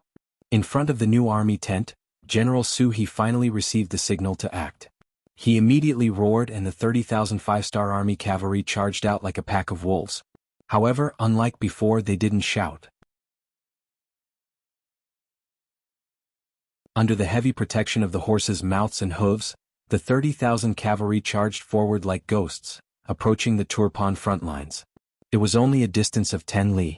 The new army cavalry who were prepared only took 5 to 6 minutes to charge out. However, these 5 to 6 minutes were like torture for the Liaodong cavalry regiment. General Daiqin, who had been injured once, was very careful this time. Just the cavalry at the front of the camp alone numbered 15,000. They were split into 5 groups, each of which was 3,000 cavalry. When Tong Long brought the 4,000 cavalry and charged in, a total of 3 groups of 9,000 Turpan cavalry entered the battlefield. With double the number advantage, they quickly surrounded the Liaodong cavalry regiment. Not only that, Daiqin, who had received the news, had already called all the cavalry in the camp. He arranged for the generals to come to the camp for a meeting while ordering all the cavalry to put on their armor and get on their horses. This time, Daiqin's reaction was extremely fast. Even though he hadn't seen through the 5-star army's plan of attack, he relied on his advantage in numbers and made up his mind to take down the thousands of 5-star army cavalry that he had surrounded. General Dan, you bring 5,000 cavalry to stabilize the northern line, in case the 5-star army's main force suddenly invades. General Tong, you bring 5,000 cavalry to continue the encirclement of the 5-star army. This time we can't let any of them escape. The other generals quickly prepare for battle and wait for the order to attack. At the same time, send someone to contact General Wu Liji and tell him to also prepare to attack the 5-star army. Daiqin quickly made a series of arrangements and the generals quickly headed out of the tent. Then a messenger came to report that on the main battlefield, the 5-star army had indeed launched an attack. 2 groups of 6,000 cavalry were fighting with their lives on the line. They came so fast. General Daiqin's eyes flashed with surprise, but he quickly calmed down. He was confident in his cavalry. As long as they could hold on for a while, once the 5-star army was completely wiped out, he would be free to deal with the enemy at the front. At that time, with the help of the 30,000 cavalrymen from Yi Li, a beautiful counterattack wouldn't be a problem for them to achieve victory. At this time on the main battlefield, the intense battle had just begun. The new army was already prepared. Under the cover of the night, they were only discovered when they were a mile away from the Turpan cavalry. Then both sides first engaged in a battle of long-range archery. After both sides suffered casualties, the close combat battle began. On the side of the new army, the one in charge of the vanguard was the new army's 1st Cavalry Division's commander, Kalu. To be able to become the commander of the 1st Cavalry Division, Kalu's strength was obviously above normal commanders. This time he was the vanguard. It could be seen that Suhi had high hopes for him. Therefore, in the first charge, the 1st Cavalry Division fully displayed their ferocious momentum. At one point, they fiercely suppressed the 2 battalions, 6,000 Turpan cavalry, and forced them to retreat. When they gained the upper hand in the first battle and the situation was better than he had expected, he was both excited and worried. He was excited because the number of enemy cavalry was less than he had expected. He originally thought that with the strength of the Liaodong Cavalry Regiment, after messing up Yi Erqiang's cavalry camp, it would be good enough to attract the attention of the 2 Turpan cavalry units. Now it seemed that the effect was even better. They actually attracted a total of 3 units. This reduced the pressure on him on the battlefield by a lot, allowing him to complete his mission better. He was excited. What he was worried about was that the Liaodong Cavalry Regiment, which only had 5,000 people, was surrounded by enemy cavalry several times their number. Every minute was torture. If they couldn't meet up with the enemy, they wouldn't be able to hold on for long. Attack with full force. No matter what, we have to open up a bloody path to meet up with the Liaodong Cavalry Division. Kalu rode on the horse and constantly observed the situation in front of him. He sent an order to the messenger beside him. Before the order was given, another cavalry scout ran over. Before the person arrived, his voice was already loud. Division Commander, the Turpan cavalry has increased. 5,000 cavalry are coming towards us. 5,000 cavalry are going to the left flank. What? Hearing the Turpan cavalry's quick reaction, Kalu's face became a little ugly. The enemy's quick reaction obviously increased the difficulty of the following plan. Narrowing his eyes, Kalu quickly suppressed the nervousness in his heart. After forcing himself to calm down, he suddenly shouted, "Men, inform the 1st Captain Wu Ba to go and rescue the 1st unit of the Liaodong Cavalry Regiment. In short, even if you have to use your body, you have to create a way out for me." The 1st Regiment Commander Wu Ba, as his name suggested, was abnormally tall and sturdy. He weighed no less than 80 kilograms and his body was 8 feet tall, 184 meters tall. Logically speaking, this kind of weight wasn't suitable for cavalry. This was because the problem of weight would inevitably increase the burden on the warhorse. However, Wu Ba was tall and agile. Later on, he was specially recruited to be a member of the cavalry. Because of his size, his warhorse was also specially allocated, and belonged to the very tall category. At the same time, Wu Ba was also a subordinate that Kalu admired very much. At the time, he was the 1st Regiment commander of the 1st Cavalry Division. This time, Kalu sent him to reinforce the reinforced regiment. This was enough to prove that he valued this ally very much. The moment Kalu gave the order, the other officers from the division headquarters were all stunned. One of them said with a face of worry, "Wu Ba is leading the main force of our 1st Cavalry Division. Now there are still 5,000 Turpan cavalry coming at us. Why don't we send other regimental commanders to rescue the reinforced regiment?" "Other regiments? Who's up to the task?" Kalu asked without any explanation. Then he shook his head and said, "This division commander knows what you are thinking. With Wu Ba gone, the pressure on us will definitely increase. However, this division commander still has to do this. When we came here, the division commander gave an absolute order that the reinforced regiment must be rescued. They are risking their lives for us. If something really happens, how will others look at us? How will Bugnam of Gojoseon look at us?" After asking a few questions in one breath, Kalu saw that the other officers seemed to have something to say. He directly waved his hand and said, "All right, this division commander's orders cannot be changed. If you have any objections, you can convey them to the division commander after the battle." On the battlefield, the division commander had the final say. It was precisely because of this that the morale of the army could be guaranteed. As for whether there would be different opinions on the battlefield, that would be decided by the division commander. Since Kalu had said this, even if the other officers had different opinions, they could only obey. After giving this order, Kulu's gaze involuntarily turned towards the Ili camp on the other side. According to the battle plan formulated by the new army, the Liaodong Cavalry Reinforced Regiment was responsible for messing up the Yarqiang camp and charging towards the Turpan camp. The 1st Cavalry Division was responsible for attacking the Turpan camp from the front. These plans revolved around one goal, and that was to create an opportunity for the other 3 cavalry divisions of the new army to attack the Ili camp. You're tuning in to the Han Li's Wuxia Adventures YouTube channel. We're so grateful for your support, and don't forget to subscribe to join us on this incredible journey through captivating stories. Your generosity through donations truly makes a world of difference, as it's the primary source of revenue that allows me to expand and enhance this channel for you. Thank you from the bottom of my heart for being a part of this adventure.